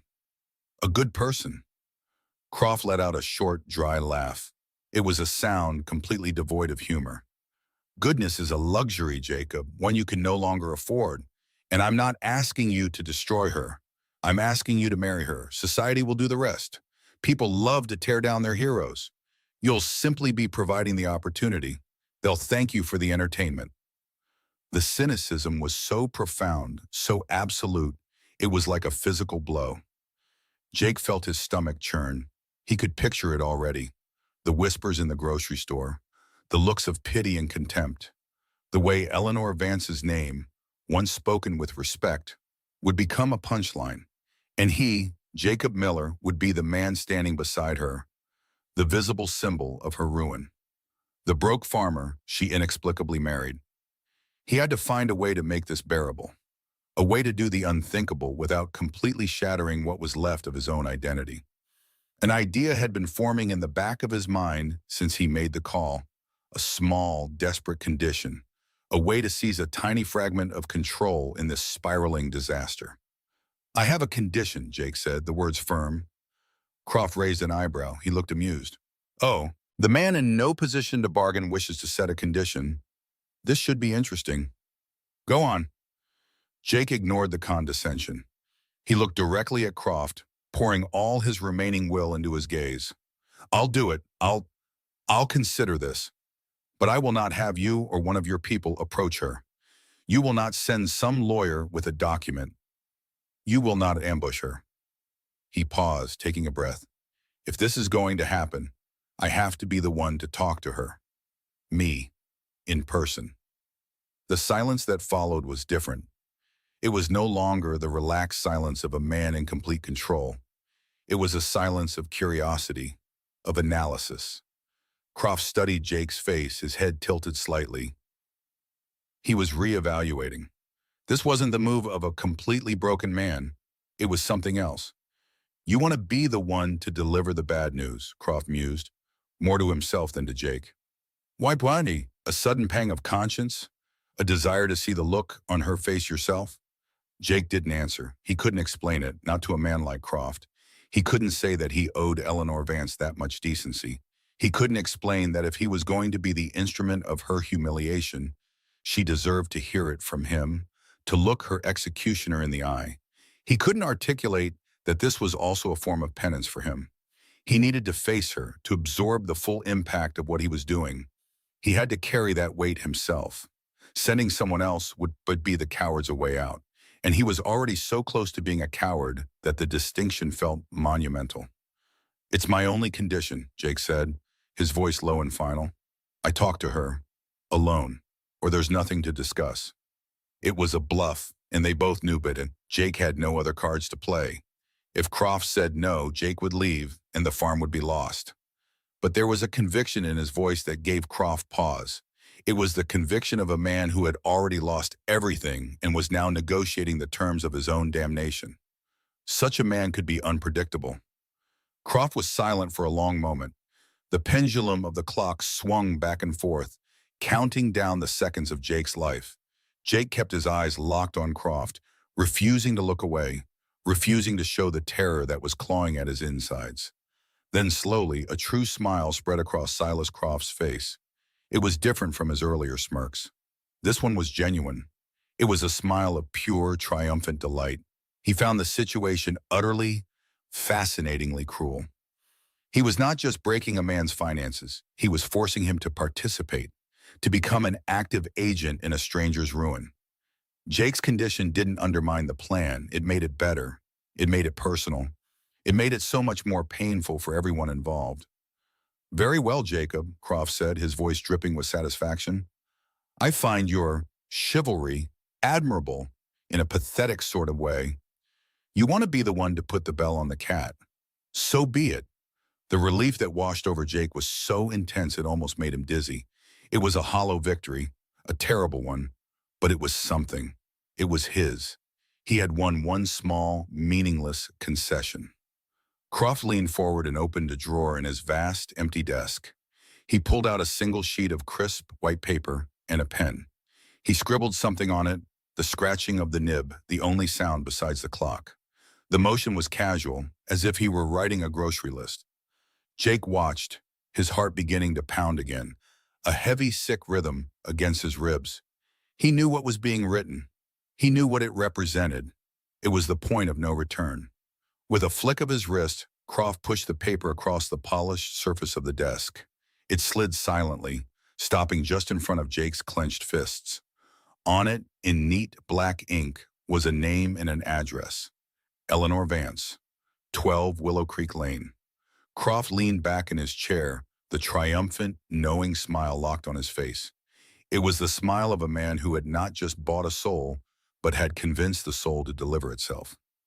She's expecting a delivery of school supplies tomorrow evening, he said, his voice a low, conspiratorial purr. I'm sure she won't mind if you arrive instead. The small slip of paper sat on the passenger seat, a pale square in the deepening gloom of the truck's cab. Jacob did not need to look at it. He had stared at the address for so long back at the farm that the neat looping script was burned into his memory. Eleanor Vance, 18 Willow Creek Lane. A simple address for a woman who had no idea her world was about to be torn apart by a man she had likely never met. He had parked his old pickup truck 2 houses down, under the broad, leafy branches of an ancient oak tree. From here, he had a clear view of her home. It was a modest house, painted a soft yellow with white trim around the windows, and a small welcoming porch. Roses, their blooms now closed for the night, climbed a trellis by the front steps. Everything about it spoke of care and quiet dignity. It was a home, not just a house. A single light glowed in a downstairs window, a warm golden rectangle against the encroaching twilight. He watched that light as if it were the last star in a dying universe. It was the only sign of life, a beacon of the ordinary, peaceful evening he was about to extinguish. He killed the engine. The sudden silence was immense, broken only by the faint ticking of the cooling metal and the frantic thumping of his own heart. His hands were clamped onto the steering wheel, the cracked vinyl digging into his palms. He told himself it was to stop them from shaking. In the rearview mirror, his own eyes stared back, hollowed out by exhaustion and shame. He looked away, unable to face the man he saw there. A coward, a tool in Silas Croft's cruel game. What would Sarah think if she could see him now, stalking a good woman like a predator? The thought of his late wife was a physical blow. He could almost hear her voice, calm and steady, the way it always was when he was spiraling. She would have told him that their honor was the one thing no one could take, the one thing they owned that was not tied to the land or the bank. And here he was, about to trade that very thing away. He squeezed his eyes shut, but the image of her face smiling from the photograph on their mantelpiece was impossible to erase. "Forgive me, Sarah." He whispered the words into the stale air of the truck. "There is no other way." But was that true? For an hour he sat there and let the question torture him. The sky outside bled from purple to a deep, starless black. A man walked by with a small dog that paused to sniff at a hedge before being gently tugged along. A car passed, its headlights sweeping across Jake's face, momentarily illuminating the anguish etched there. He did not flinch. He felt like a ghost, invisible to the living world that continued its simple, honest rhythm all around him. He thought about just starting the engine and driving away. He could go home, pack a few bags for himself and Lily, and just disappear. Drive west until the truck ran out of gas, and then start over with nothing. But the image of Lily's face rose to meet that thought. Not her smiling, hopeful face, but the one he had seen just a few days ago.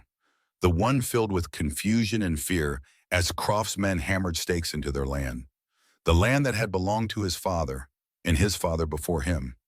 The land where he had first held Lily as a baby, pointing out the constellations in the vast night sky. The land where he had buried Sarah. Leaving was not just running away from debt. It was running away from every memory that mattered, from the very soil that held his identity. He could not do it. He could not ask Lily to do it. Her entire life was here, her friends, her school, her future.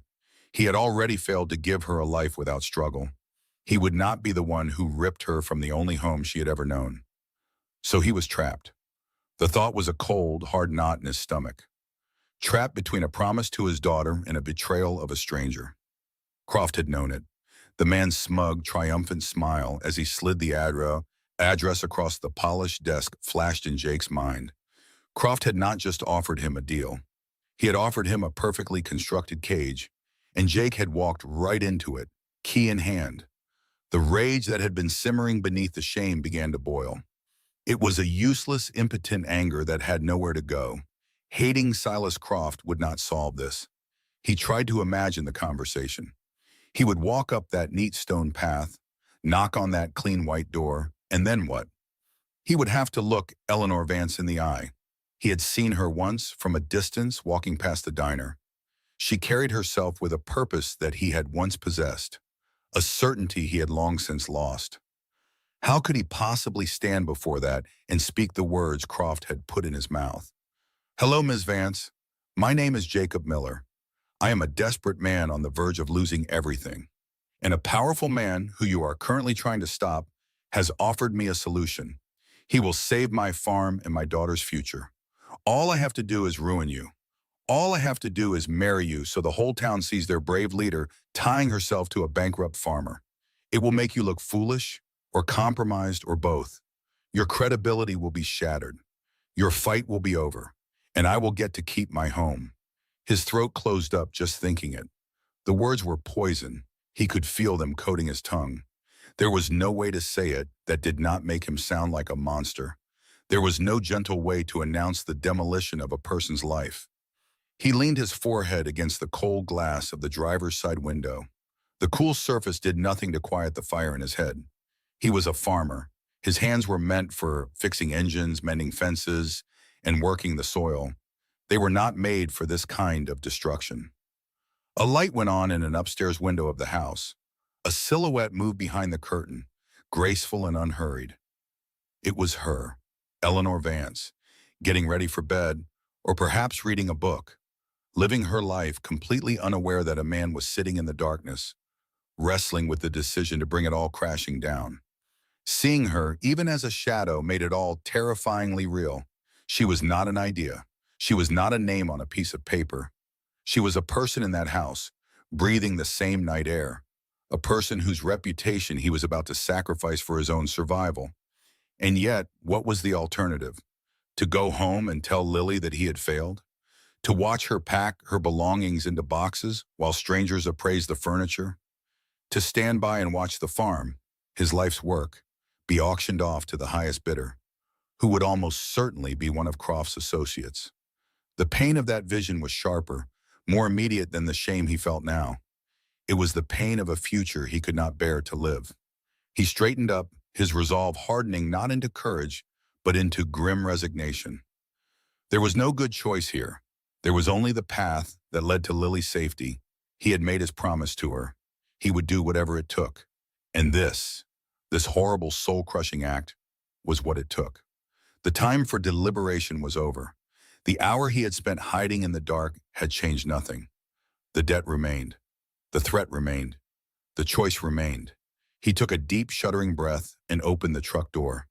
The sound of it creaking open seemed thunderous in the quiet street. He swung his legs out and stood on the pavement, his knees feeling weak. For a moment he just stood there, letting the cool night air wash over him. The scent of cut grass and damp earth filled his lungs. It smelled like home.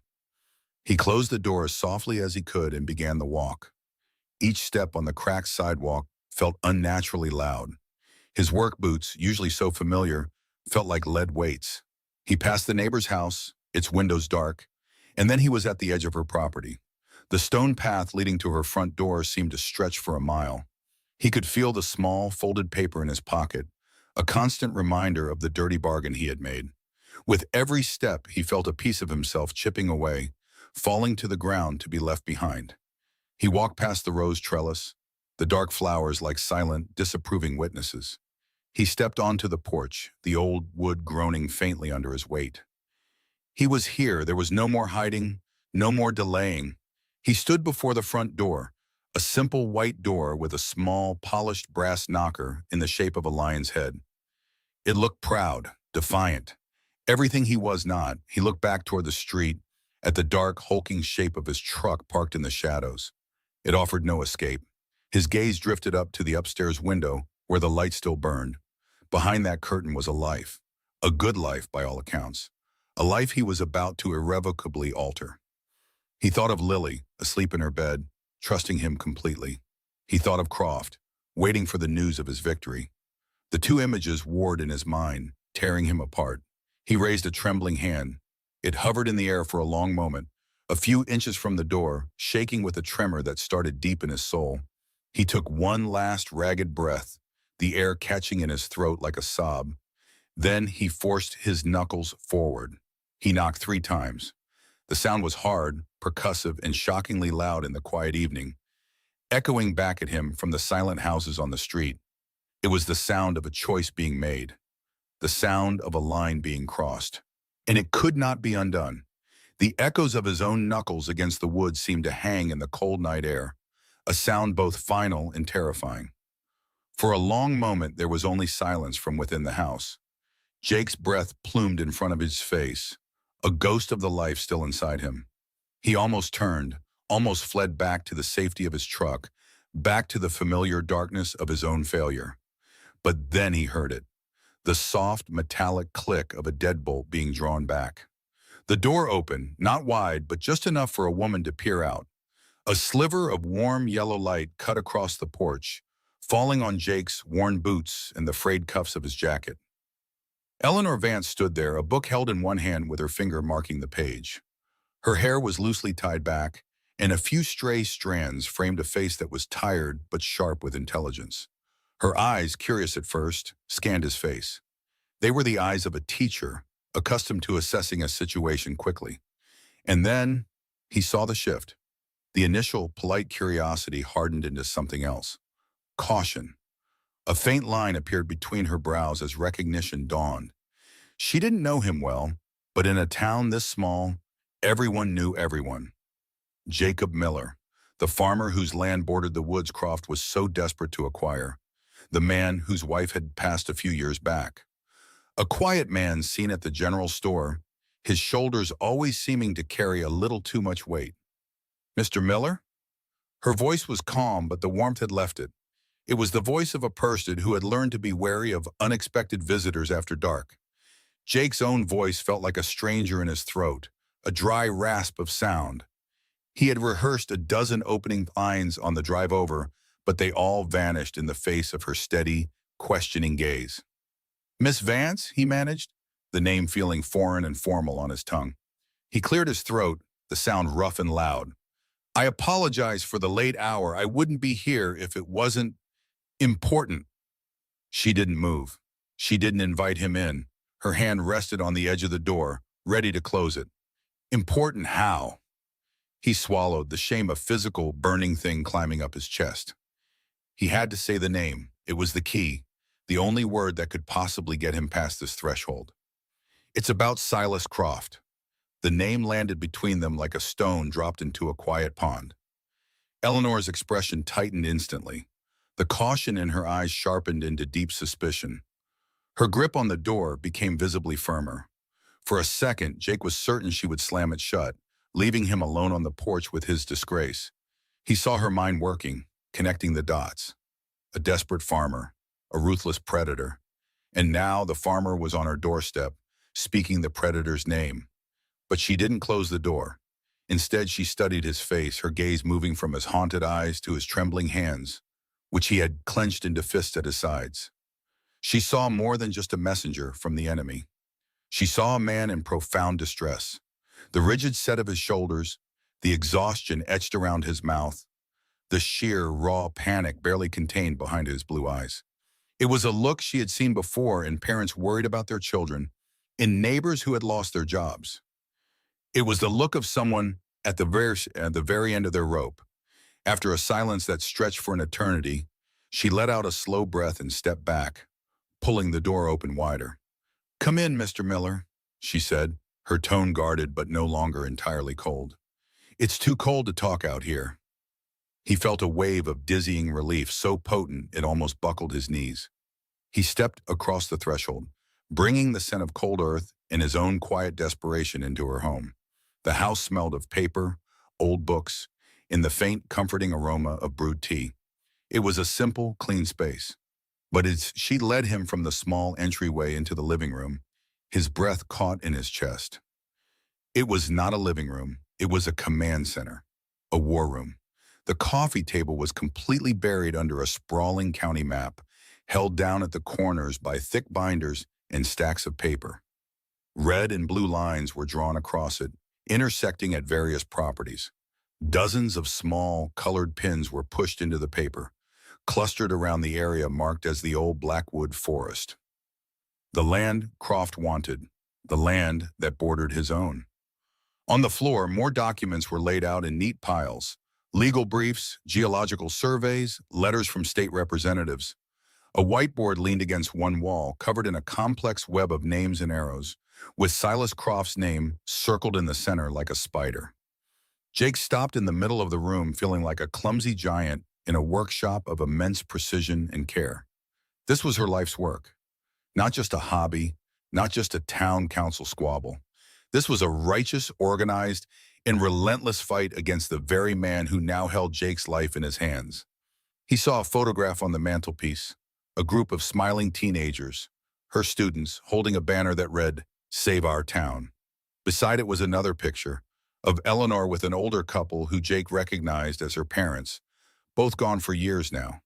She followed his gaze.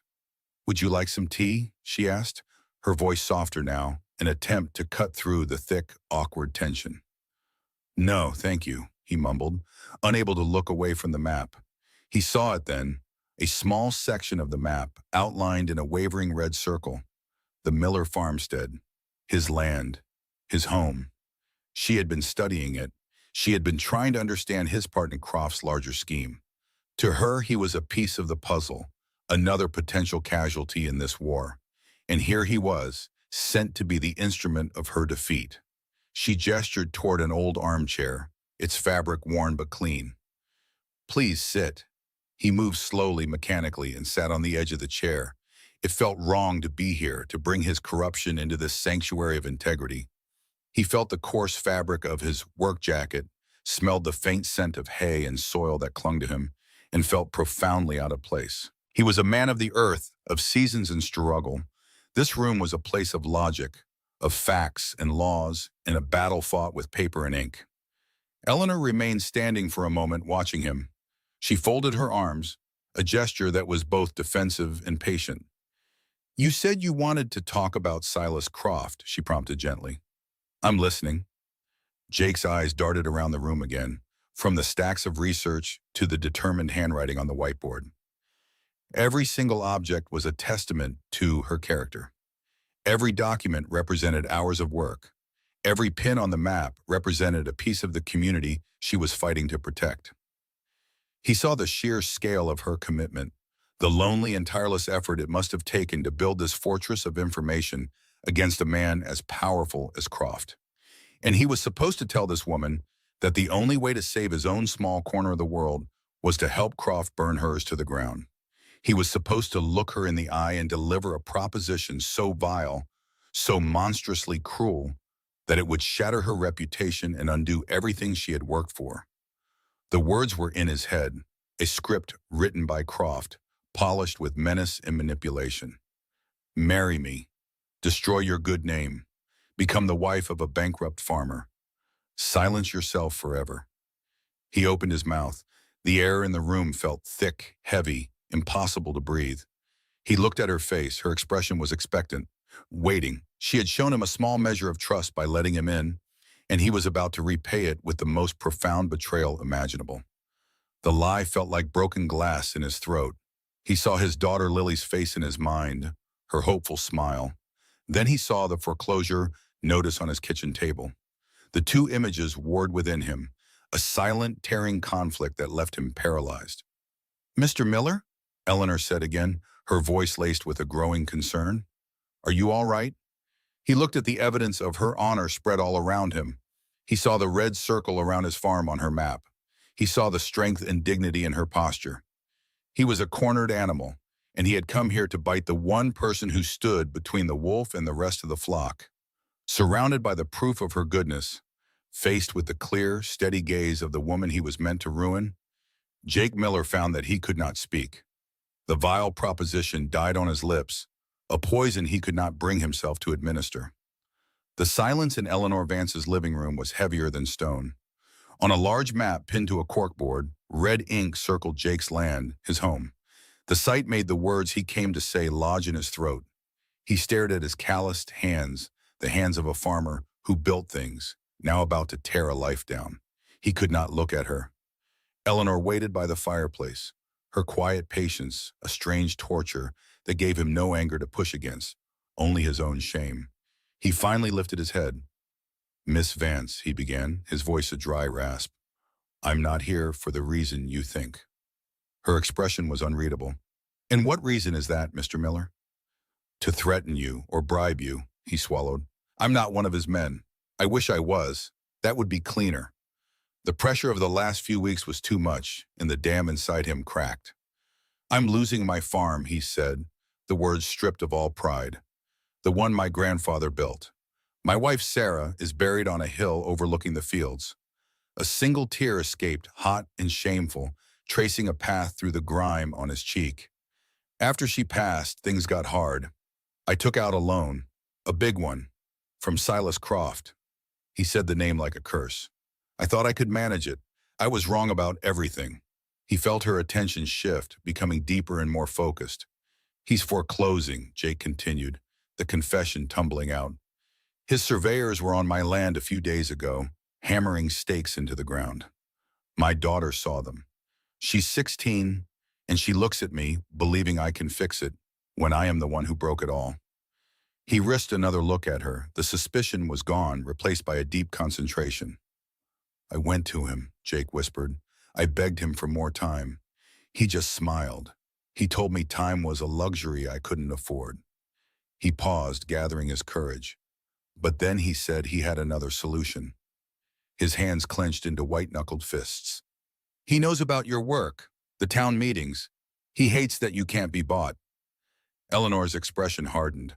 I'm aware of his feelings toward me. No, Jake said, shaking his head.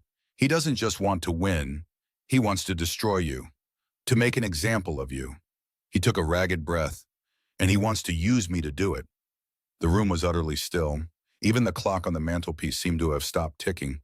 His condition, Jake said, forcing the words through a throat tight with self-loathing. To forgive my debt, to give me back my land, my daughter's future. He choked on the words, his body shaking. He wants me to marry you. Eleanor stared. She did not move, did not breathe. Her face was a mask of disbelief as the words hung between them, obscene and unbelievable. For a long moment, she just looked at him, as if he had started speaking a language she'd never heard. Then a slow, cold fury began to build in her eyes. It was the anger of seeing an enemy's final, monstrous move laid bare. He wants what? She asked, her voice a low, sharp whisper. A marriage, Jake repeated, his voice hollow. To me, a man on the brink of bankruptcy. He believes it would ruin your reputation. He said it would silence you. Permanently. Eleanor walked to her desk, bracing her hands on its surface. She stared at the maps and briefs she had so carefully gathered. She had been fighting a war with rules and reason. She realized now that Silas Croft was fighting with human souls. Jake braced for an explosion, for her to call him a coward and throw him out. He deserved it, but she did none of those things. She stood with her back to him for a full minute. When she finally turned, the shock on her face was gone, replaced by a cold, hard resolve. And then she truly looked at him. She saw the worn collar of his shirt, the exhaustion etched around his eyes. She saw the profound, soul-deep shame that radiated from him. In her eyes, he did not see contempt. He saw a flicker of understanding. She saw him not as a tool of her enemy, but as another one of his victims. He put stakes in your ground, she said, her voice quiet but clear. It was not a question, it was an acknowledgement of a shared violation. Jake could only nod, unable to speak past the lump in his throat. She walked back toward the fireplace, her gaze distant. Her fury was cooling, crystallizing into something solid and sharp. Like a shard of ice, she was no longer just a target. She was a fighter who had just been handed the enemy's battle plan. She looked back at Jake, her eyes locking with his. For the first time, he felt he was not alone in his hatred for Silas Croft. Eleanor's voice was low, steady, and edged with steel. That man thinks he can break everyone, she said, the words cutting through the despair in the room. He's wrong. Eleanor's words hung in the air, sharp and clear. That man thinks he can break everyone. He's wrong. Jake looked up from the floor. He had expected disgust, perhaps even pity. He did not expect to see his own quiet rage reflected in her eyes. The shame that coiled in his gut for weeks did not vanish, but for the first time, it was joined by a flicker of connection. The silence that followed was different. It was the charged stillness before a storm. Eleanor walked to her small kitchen, her movements precise. Jake remained in the armchair, feeling like an intruder who had overstayed his welcome. He had confessed his desperation. He had laid the ugliness of his situation at her feet, but he didn't move. Her words echoed in his exhausted mind. He's wrong. She returned with 2 steaming mugs, the scent of chamomile filling the room. She placed one on the small table beside him. Her expression was no longer shock, but deep, contemplative anger. He did the same thing to the Martins, she said, her voice even. Old Thomas Martin. His wife got sick and the bills piled up. Croft gave him some loan. She took a slow sip. 6 months later, the interest had tripled. Thomas lost the store his grandfather built. He works stocking shelves at the grocery now. Jake's fingers tightened around the warm ceramic. He had only heard whispers about Thomas Martin. Hearing it laid out so plainly made the story real. My wife Sarah, Jake heard himself say. the name a painful stone in his throat. It was the same. The doctors kept trying things. Croft's loan was a lifeline at first. He seemed so understanding. A hollow, bitter laugh escaped him. He told me to take my time. He said family comes first. He always starts that way, Eleanor agreed, her eyes on the legal papers covering her coffee table. He finds the wound and offers a bandage laced with poison. She pointed to a map of the county marked with red ink. This land he wants includes the old Henderson farm. The children sold it to Croft, believing his promises of a retirement village. They had no idea he was planning luxury condos. The stories began to pour out. It was a somber exchange, a catalog of one man's quiet cruelty. Jake spoke of the surveyors hammering stakes into his land. Eleanor spoke of families pushed out, of businesses strangled by debt. They were not isolated victims. They were part of a pattern. The initial tension between them dissolved, replaced by the grim camaraderie of soldiers in the same war. The kettle had long gone cold. Outside, the moon had climbed high. "It's no use," Jake said finally, the anger draining away. "He holds all the cards. My debt, your reputation. He's about to use me to burn it all down." The shame returned, cold and familiar. Eleanor stared into her empty mug. "He wants to burn it all down," she repeated softly. She looked up, and a strange light flickered in her eyes. It was not hope. It was something sharper, more dangerous. "He's giving us the torch and the gasoline. He expects us to light the fire that consumes me." Jake frowned, not following. "What are you saying?" "He wants a spectacle, Jake. A disgraced community leader marrying a bankrupt farmer out of desperation. He wants the whispers, the scandal." She leaned forward, her voice dropping. "So what if we give him exactly what he wants?" The idea was so insane that Jake could only stare. "You mean, go through with it? Get married?" The words felt absurd on his tongue. "Think about it," she pressed. "He believes this marriage is his checkmate. He thinks it silences me and breaks you. He will be so focused on his victory that he won't see what's happening right under his nose." A terrifying understanding began to creep into Jake's mind. The public defeat Croft had engineered could be a disguise. "He would never suspect," Jake murmured, thinking aloud. "They'd see me as a broken man. They'd see you as a fallen hero." "Exactly," Eleanor affirmed. "We would be invisible. As your wife, I would no longer be the righteous schoolteacher leading the charge against him. I would be compromised, pitied, ignored. He would look at me with that smug smile and feel safe." The thought struck Jake with physical force. A Trojan horse. Croft was building the walls of his empire, and he was personally inviting them inside the gate. "He lets his guard down around people he thinks he owns," Jake said, his mind racing. The plan was monstrous. It meant looking his daughter Lily in the eye and lying. It meant playing the part of a defeated man in front of his friends. But the alternative was losing everything. He looked at Eleanor. The weight of this would fall on her most heavily. "It would be your name," he said, his voice rough. "Your reputation. This would destroy it. The stain might never wash out." She met his gaze without flinching, her resolve absolute. "Some things are more important than a reputation, Jake. My name is worthless if I let a man like Silas Croft devour this town. He has hurt enough people." She took a deep breath. "If this is the only way to get close enough to stop him, it's a price I am willing to pay. The question is, are you?" He thought of Lily asleep in her bed. He thought of the foreclosure notice, a death sentence for his family's legacy. He thought of Croft's cold, predatory smile. To save everything he loved, he would have to step into the shadows with his enemy. He gave a slow, deliberate nod. A change came over Eleanor's face.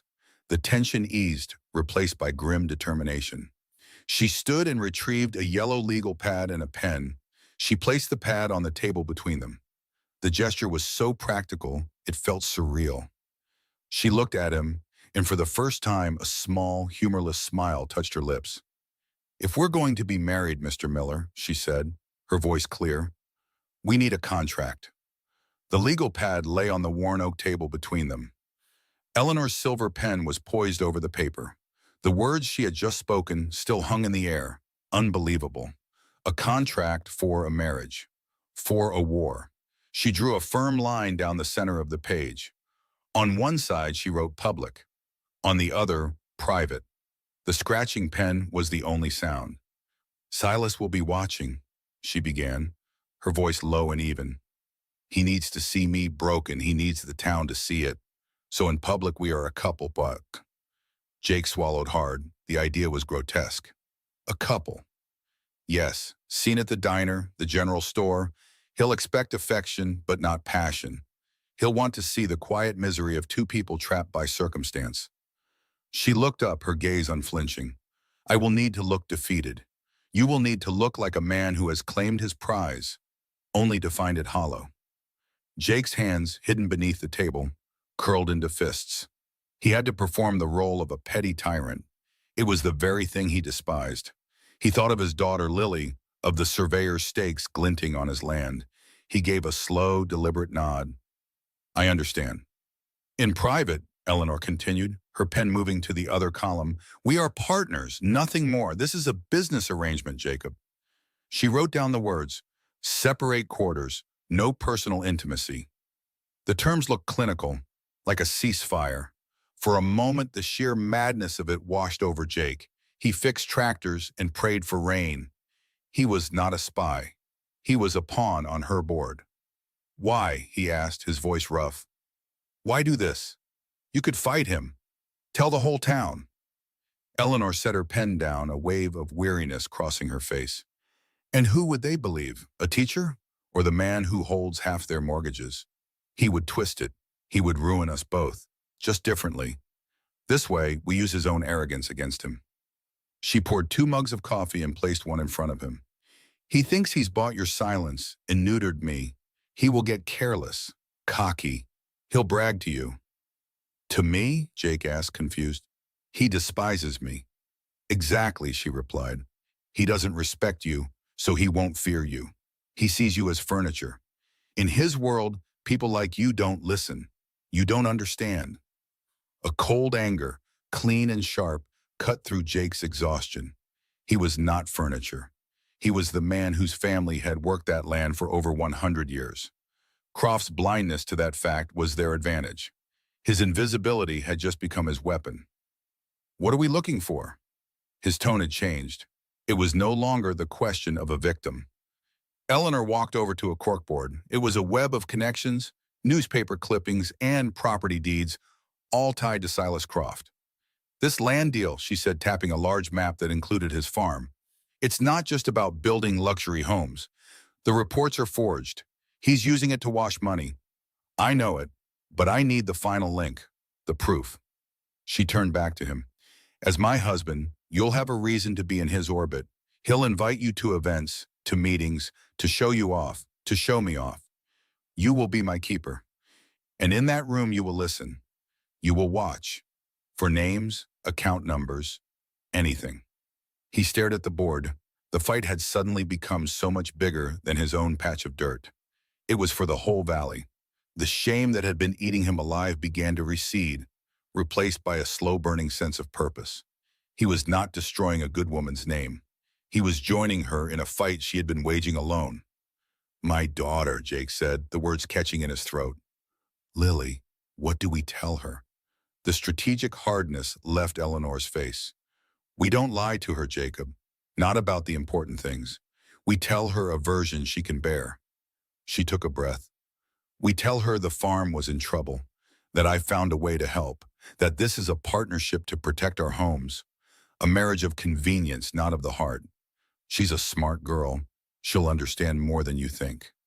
He pictured Lily's face, so full of trust. The partial truth felt like its own kind of lie, but it was a shield. He nodded. They spent the next hour filling the page. Public appearances, always at the same corner booth. A quiet ceremony at the courthouse, with witnesses pulled from the street. It had to look hasty, desperate, exactly as Croft would have designed it. Jake watched her determined handwriting. Each word was a brick in the wall they were building around themselves. But it was also a path leading directly into Croft's world. He felt a flicker of hope, grim and steely, the hope of a soldier finally given a weapon. As dawn softened the black sky, Eleanor put the pen down. The page was full. A bizarre prenuptial agreement for a war. At the very bottom, she had written one final entry, a single goal that governed everything above it. Goal, justice. She pushed the notepad across the table to him. Jake read it one last time. Every line was a sacrifice, a lie he would have to live. It was a contract for the sale of his honor, but it was also a blueprint for redemption. He looked up from the paper and met her eyes. There was no smile. There was only a shared, silent understanding of the immense risk they were about to take. Slowly, deliberately, Jacob Miller reached his hand across the table. It was a farmer's hand, thick with calluses and etched with the lines of hard labor. Eleanor looked at his outstretched hand, then at his face. She saw the cost of this decision in the tired lines around his eyes. She saw her ally. She placed her hand in his. Hers was smaller, a teacher's hand, but her grip was just as firm. It was not the clasp of a bride and a groom. It was not tender or romantic. It was the grip of two soldiers sealing a pact before walking onto a battlefield. It was the handshake of conspirators. And in the quiet kitchen, as a new day began, it was enough.